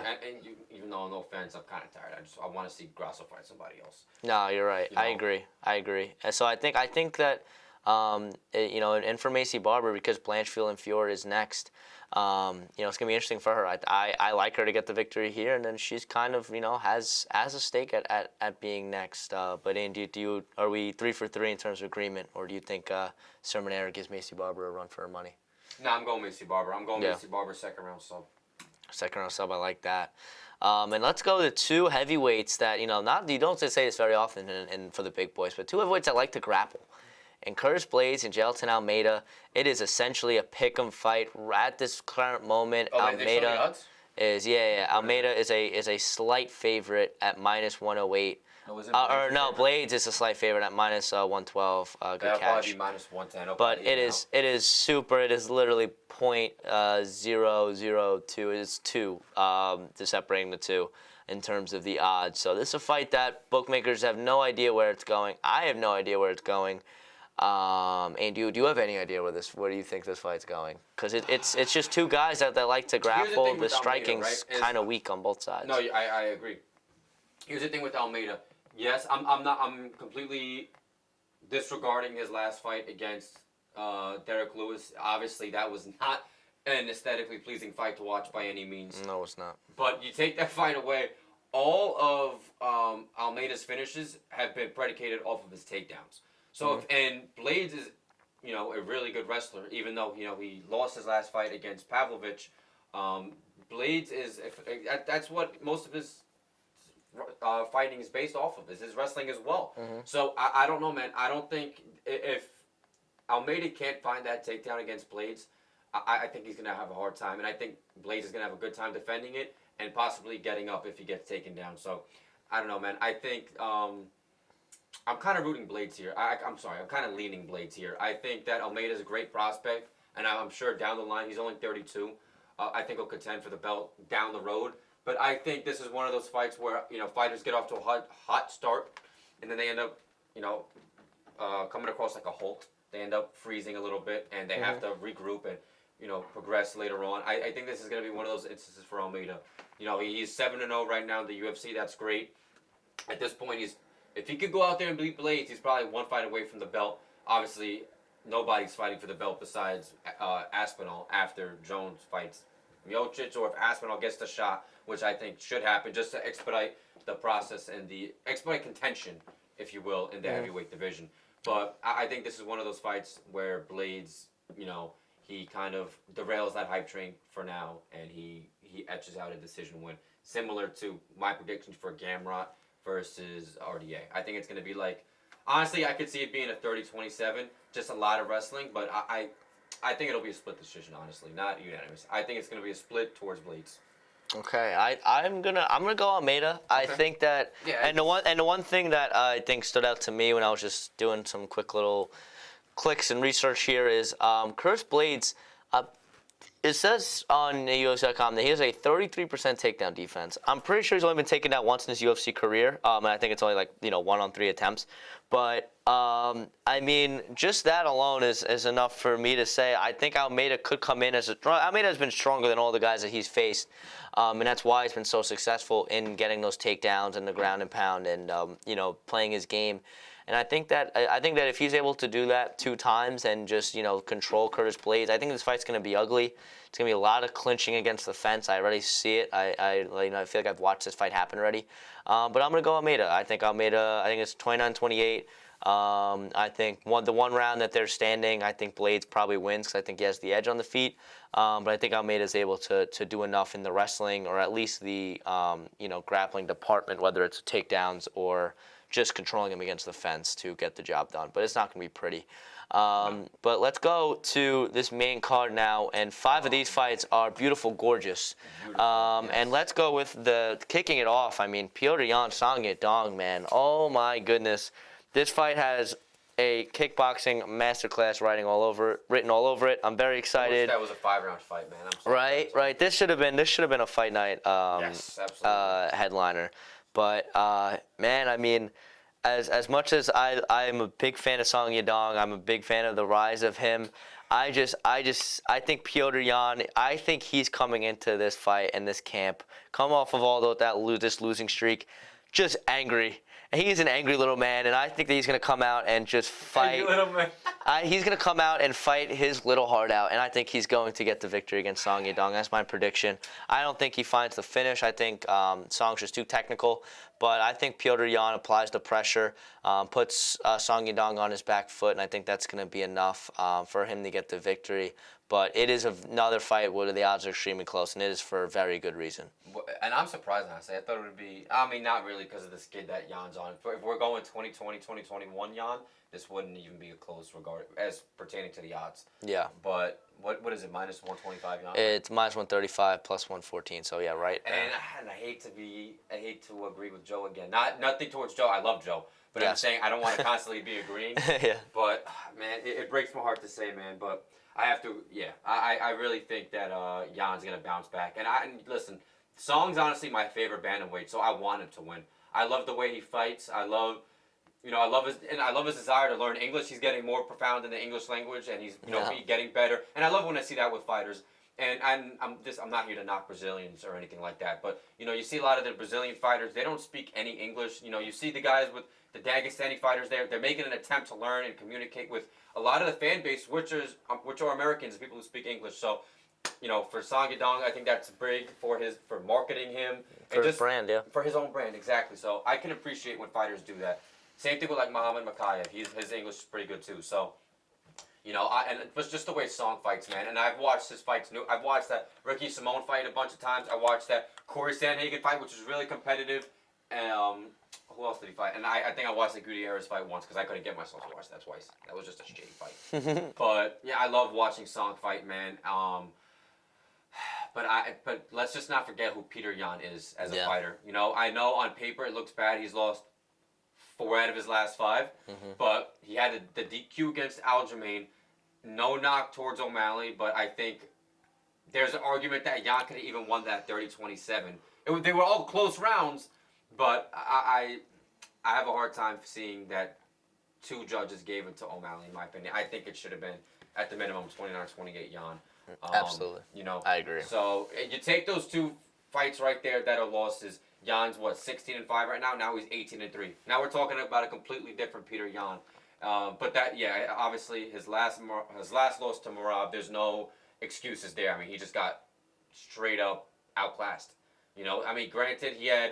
I can't believe I'm saying this out loud. He had 39 takedown stuffs. Like, he defended 39 takedowns, which is phenomenal. But he also got taken down 11 times too. So I think a lot of those shots from Merab weren't completely determined takedowns. Like, he wasn't.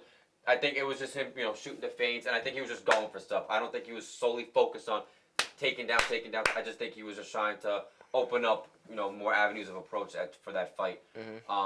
But yeah, dude, I think Petr Yan is such a great boxer, and he's so durable too. He's so tough. He's never been knocked down either, from what I remember. So in the UFC, right? Has he? Did the doctor stoppage where he lost against Sandhagen? Did he get knocked down that fight? Let's see. I'm not sure. No, I'm talking about Peter Yan. Oh, it's on Peter Yan. Oh, okay. I'm so sorry. I don't think he's been knocked down. So he's super durable.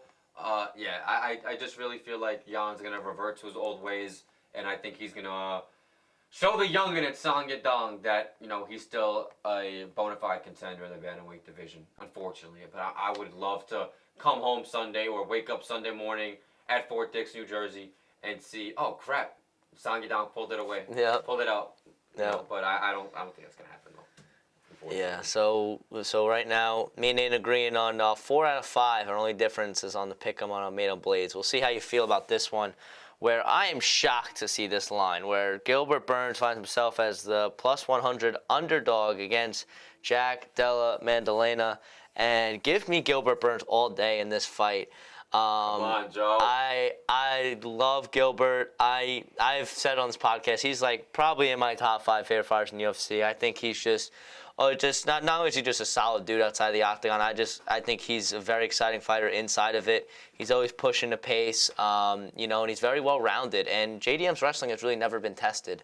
And that's where I think is the difference maker in this fight. I think JDM may have a slight edge on the feet, but even then, I think Gilbert Burns is a super underrated striker. Super underrated striker at welterweight.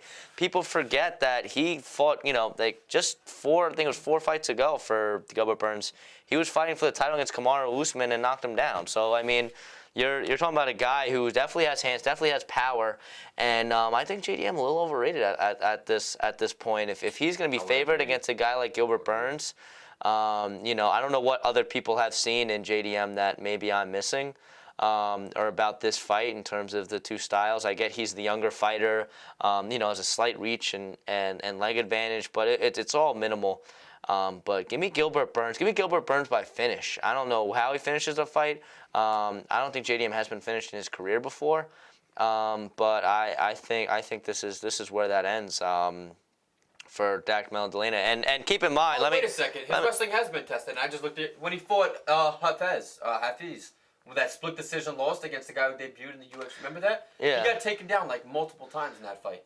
So why does? Not as prolific. I just thought about that. No. Yes. No. Three takedowns. I don't know why UFC says his takedown defense has never been tested at 0. So I forgot. Yes. I completely forgot. I'm like, wait, we fought somebody before Holland. Yeah. He was extremely vulnerable in that fight. Yeah, I mean, he was like minus 1,000 going into that fight. It was a split decision. So one judge accredited him with the win. Yeah, it was three takedowns on 20 attempts. So so he was So his wrestling has been tested. I don't think we could compare Gilbert Burns and Belil Hafez or whatever. Wrestling, yeah. Wrestling. There's no way. So I mean, that gives me even more confidence in my pick.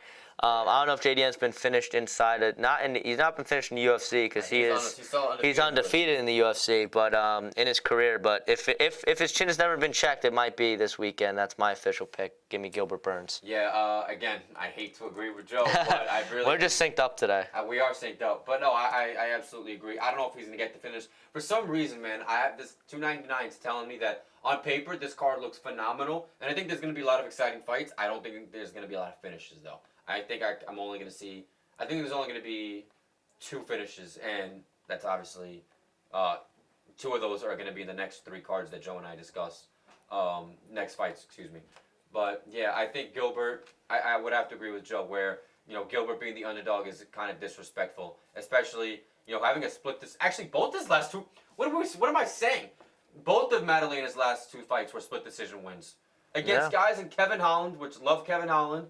He's funny, he's crafty, he's a good striker, kung fu, all that. Never contended for the belt, and a guy in Belil Hafez who, I think that was his debut or his second fight in the UFC. Yeah. So, Maddalena, this is a humongous step up in competition. I think Gilbert is going to etch this one out 29, not etch this one out. I think it's going to be a decisive 29-28 for, I think Maddalena will probably get the second round, and then people are going to be like, oh, third round, it's 1-1. But yeah, I think Gilbert's just going to show that there's levels to this, and this guy's been in the game for so long. He has so much more experience than Maddalena, and Gilbert Burns, he was really active in the beginning of last year. He took 10 months off to recover. get his, I think it was his shoulder he hurt against Bilal. Yes. Get his shoulder right, have an adequate amount of time to train and get right. And I'm sure he's been doing a lot of studying on Madalena and realizing that there's a lot of potential success with the wrestling. So, yeah, give me Gilbert Burns in that fight by decision.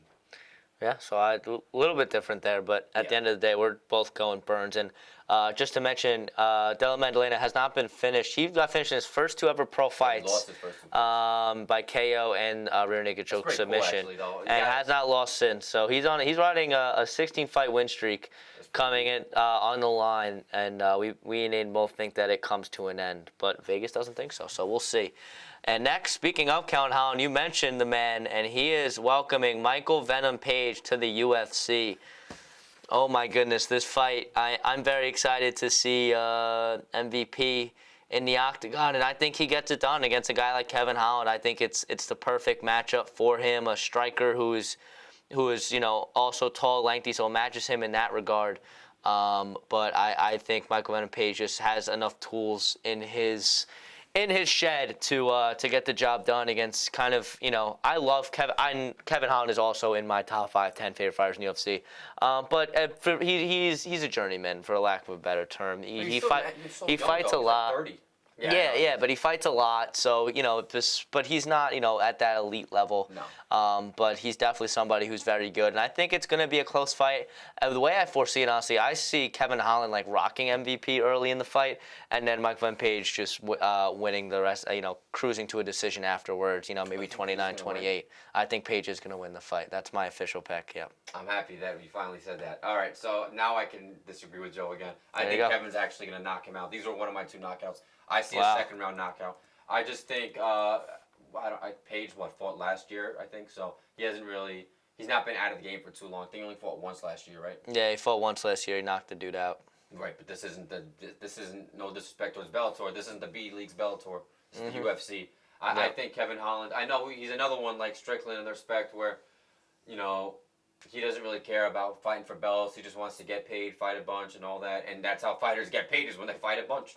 So, I think that Holland's going to go in there, man. I think he's going to find that second round finish. Wow. And, it's crazy. So the last time that Michael Venom Page was knocked out, it was by Douglas Lima in 2019. And you know who headlined that Bellator card? Michael Chandler versus Patricio Pitbull. That's crazy. No shit. Look at that. But it would be 5 years in the making for Michael Page if he is slept, but I don't see it. I think that the UFC gave him, kind of the perfect matchup. Oh, I think it's a perfect against matchup. A guy like Big Mouth who likes to strike, is intent like Kevin Holland can wrestle, but he just chooses not to, doesn't want to. And I think that's kind of the matchup that the UFC made, because it's going to be a very fan-friendly fight. I give that fight of the night. That's going to be my pick for fight of the night for sure. Last long enough. All right, listen, agree to disagree. Page is and no, I'm not here to talk about Michael Venom Page forever, but he thinks that after beating Kevin Holland, he's 1 fight away from the title shot. I just think that just makes no sense to me. No, I mean, the slightest. There's too many contenders at welterweight that are way more deserving than MVP right now. I mean, we talked about the 2 guys that are already next, and then if Gilbert Burns win, exactly. I think the ideal situation for Michael Venom Page on the same card as Gilbert Burns is if Gilbert Burns, or either way, Gilbert Burns or JDM get the victory, both those guys are going to be like, I'm 1 fight away, and then ideally for him, he gets one of those 2 guys, and then. But again, this is all hypothetical. This is all depends on how the fans receive MVP, and we'll see as media week goes on, as fight week goes on, how the build-up is to it, how he performs in the octagon. If he gets a finish in flashy fashion, that'll do wonders for him. But again, a lot of these things in terms of as Aiden mentioned, and as we've said over and over again, just because of your results in the octagon doesn't necessarily mean that you're going to be getting the shot. It has a lot to do with the fanfare, has a lot to do with your name, your image, and the marketing of it. So I think if MVP puts on a show, he could put himself 1 fight away. I think it's very possible, especially with the way the UFC runs their organization, which, as we've mentioned time and time again, don't necessarily agree with. But next, let's go Poirier versus Benoit Saint Denis. We got the Frenchman going against Lafayette's own in the Diamond, Dustin Poirier. And, Aiden, for these last 2, since I've been going first this whole time, or I'll let you go Dustin Poirier or BSD. I'm not gonna lie, and I'm not gonna lie. This is another one where I'm shocked by the odds. Dustin Poirier. No, he's like the underdog. Oh no, I thought it was worse. I thought the odds were even further. They might be on different. This is just the UFC what they got. What's the fight now? I'll think about it another time. Give me Dustin Poirier in this fight. I really feel you too. Yeah. I love BSD. I think like I've mentioned earlier, he's 6 fights into the UFC right now, and his first fight he lost, but every other fight since then he's had. No, I'm sorry, this might be his 7th fight or something like that. He's had 6 consecutive knockouts or finishes, and the way he's finished his opponents. I mean, it's no knock towards Matt Favola, Long Island native. Shout out Matt, but beautiful head kick knocked him out in the first. And then prior to that, I think he beat, Thiago Moises or something like that. Or was it Thiago Moises? Thiago Moises. Thiago Moises, something like that. Yeah, he beat Thiago Moises, and then he's beat a couple other guys, and he's just... It just looks like right now that he's just better than everybody else. But same situation, like I mentioned with... who was I saying? Like, let's not forget... Oh, with, Peter Yan. Let's not forget who Dustin Poirier is. I know he just got brutally knocked out against Justin Gaethje, but Justin Gaethje is one of the best lightweights in the world. This isn't Gaethje's not a bum. I mean, the guy was an interim champion as well. Yeah. And I think Poirier, he wants to fight. He wants to fight in fights that excite him. And I think at this point in his career, it's warranted because he's a Hall of Famer. And I was watching some, not the Embedded, but Journey to 299. It's similar to that. Yeah. That this fight excites him. He wants to be able to go on there and prove to the fans that he can derail the hype train and stop these newcomers. And I think he's going to be able to do that against BSD. I think this is going to be a fight where BSD might start off great in the beginning, but I think Poirier will remain poised, and I feel like BSD towards the 3rd round, I think it will just start to gas out. And I think that's actually in the 3rd round when Dustin Poirier will get a TKO against BSD. Yeah, I don't know if I see the finish for Dustin Poirier, but I do see the victory. And very much similar to what Aina was saying. And BDS has had an incredible 5-fight win streak and 5 straight finishes coming off his loss, and he's looked fantastic, and he's proved that he can do it in multiple ways. It's 3 submissions, 3 KOs, so he's just well-rounded as it gets. But I think Dustin's able to keep this one on his feet, and if he's able to keep it on his feet, I believe in the boxing of Dustin Poirier. I think that he's going to be able to utilize it enough against BSD to get the victory. And I know the age, I know the layoffs in between, just got knocked out as well. But he didn't lose he didn't win that first round against Gaethje, but it was a very competitive first round against in that fight. So I actually think 2 of them gave him the first round. Oh, did they really? Oh, because I didn't score for him to win the first round. But if 2 judges gave him the first round, then it was competitive nonetheless. No, it was a toss up in that first round. So clearly he got caught with a great shot in his last fight against one of the best in the UFC. And for all my bettors out there, I'd say I'm going to be hammering that. Him and Gilbert, man, two guys that you get a plus money. That's it feels too good to be true. Watch them both get slept, and then we hop on next week and we're just sitting there looking at our feet we don't know what we're talking about. And I'd love to keep track of our picks for this because I feel like we're going to be all wrong. But nonetheless, I give it to Dustin Poirier. I think the Diamond gets it done. And BSD, I think he has a very, I think he has a bright future in the organization. But I don't think that I don't think that his run starts with a knockout of Poirier. Or finish of Poirier. I think that Poirier cruises to a decision, and we're talking about the Diamond being right back in the title picture. Although again, not deserving. Not that I'm not saying that. Definitely a few fights away still, but I think we get a win from Dustin. And I really don't know what's next for him. Maybe this is his retirement bout. I don't know. If he loses? Yeah, if he loses, especially if he loses, yeah. Yeah, there's no one. I was thinking before, let's say Gamrot beats RDA, and he's one more fight from the belt. It would make sense for him to fight a guy in Poirier, but that doesn't motivate Poirier. Why would Poirier do that? That's only at this point. You know what they say? You either live long enough to be John Jones, not John Jones, but GSP, or see yourself become a Tony Ferguson. Obviously, if he loses to BSD, it's not even close to being the same skid. It's just 2 fights in a row.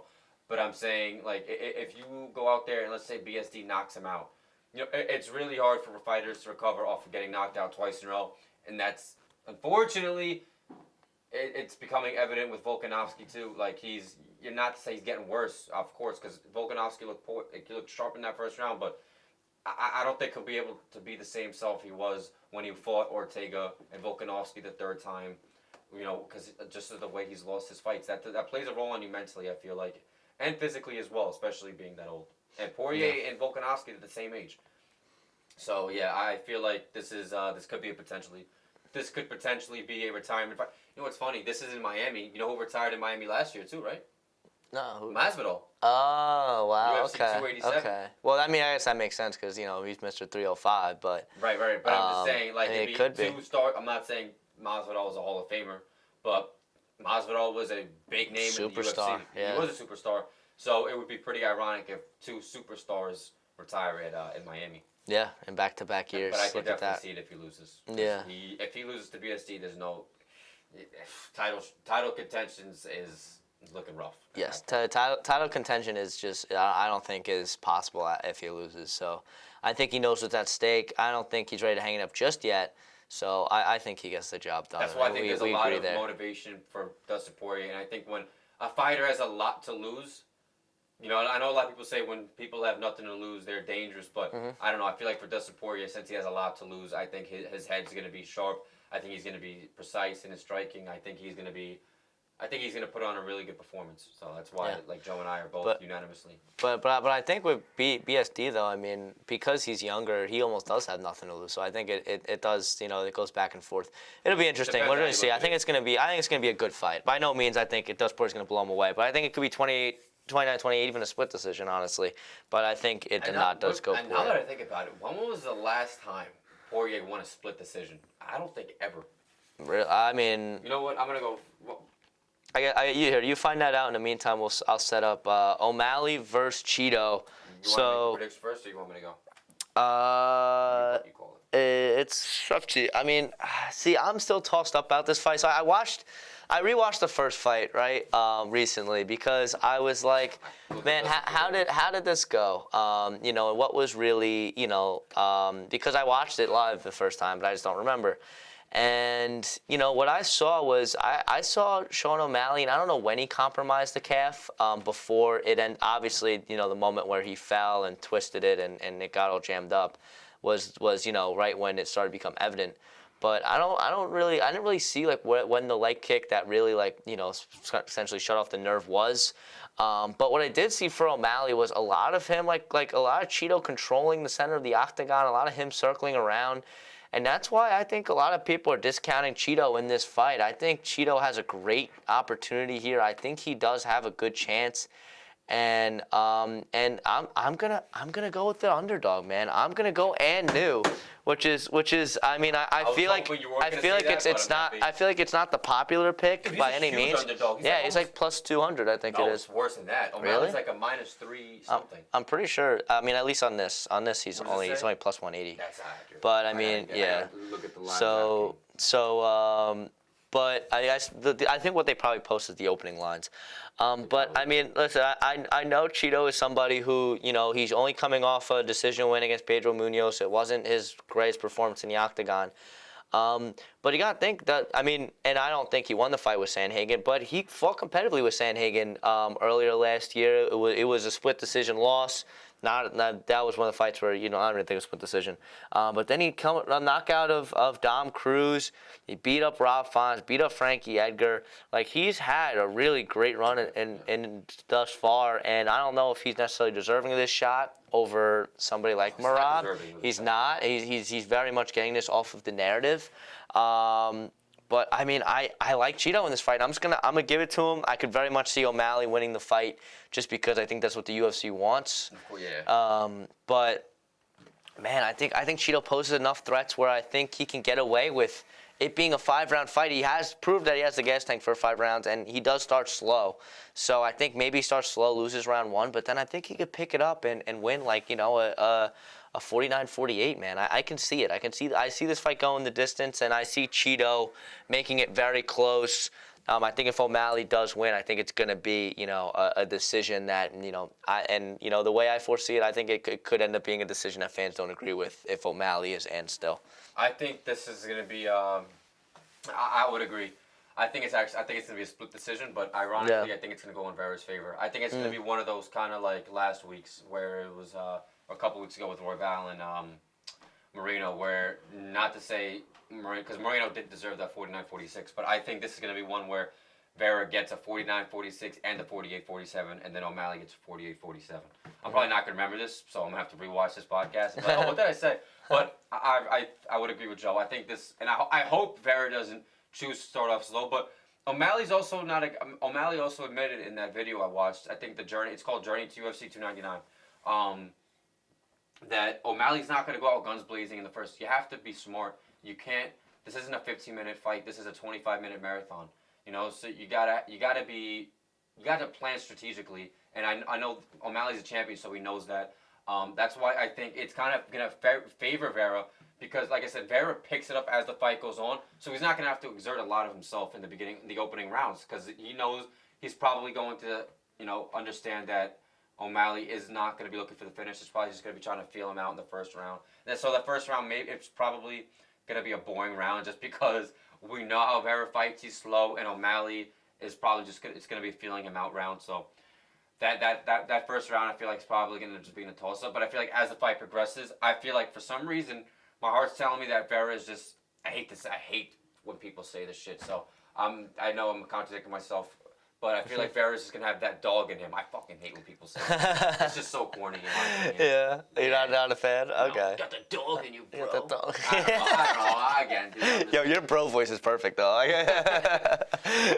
But yeah, I think it's going to be one of those where Vera's going to show that he has more grit and he's more tenacious than Sean O'Malley. He's not going to quit, and he's going to, I think O'Malley's going to be pretty compromised, and I think he's going to wear a lot of damage at the end of this fight.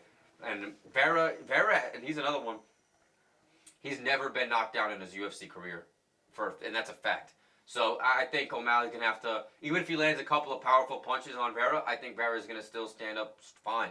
And I think for bettors, man, like for the fact that Vera's a plus 210 money line, I think that's just a big. I think that's big for bettors. But I looked at DraftKings, almost 90% of bettors are favoring O'Malley.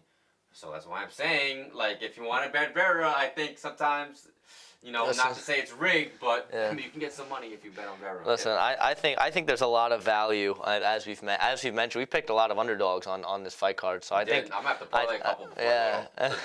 Exactly, just to make sure you get them in there. But yeah, this is going to be an exciting night of fights. I hope that everyone enjoyed this week's podcast, and I hope you guys are able to enjoy the fights. 299, going to be a stacked card. Is it as, if not more stacked? I guess I'll ask you this question to finish off the show. What do you think more stacked, 299 or 300? That's 300. Been a debate. 300. I agree. That's why I didn't bring up varsity unanimous, because I was like, I feel like people who are saying 299 are just trying to be different. Like, yes. Come on, let's be honest. The main event didn't live up to the expectation on 300. That I'll agree with anybody who has that statement. Mm-hmm. But 300 is stacked from the prelims up. I mean, Jim Miller, Bobby Green, two guys who have been in the sport for so long. Andrade is fighting Marina Rodriguez, something like that. So these are just, it's literally, I think it's, how many total fights? Like 14 or something like that. And I think like literally all 14 fights have at least one ranked fighter in them. Actually, I think every fight has a ranked fighter in it. Bobby Green, every fighter fighting is ranked. Besides Bo Nickel and Cody Brundage. I forgot about that fight. Yeah. But other than that, dude, and Bo Nickel's a hot prospect, so who wouldn't want to watch Bo Nickel fight? Exactly. And that card is just literally stacked from the opening. I'm going to at 6 o'clock on April, was it the 16th or something like that? I'm going to be in my basement or wherever, whether it's with Joe or whomever. Yeah. I'm watching the prelims and finish the entire card. Exactly. I can't say that I felt that way about another card, so. Absolutely. Yeah, I agree. I think, like I said earlier, if you think this card's better than 300, you're trying to be different and you're just trying a little too hard. Yes. But enjoy 299, ladies and gentlemen. I hope you enjoyed the podcast. I hope you enjoy the interviews that are coming out shortly. I know for sure can promise you that you will be hearing from John Matos, Sports G's Godfather. And that'll be posted right after this. So go if you just finished this. go get some learn about Natty Combat Apparel, get yourself a shirt and whatnot, and learn about the journey that is still very much underway for the young man in John Matos. So everybody, appreciate you guys tuning in. Until next time, Joe, Aiden, recapping 299 and more on episode 22, and looking forward to it. Yes, and again, don't forget to wish my boy happy 21st yes, birthday. Sir. Yes, sir. I appreciate that. So 21 for episode 21. Take care, everybody. Enjoy the fights.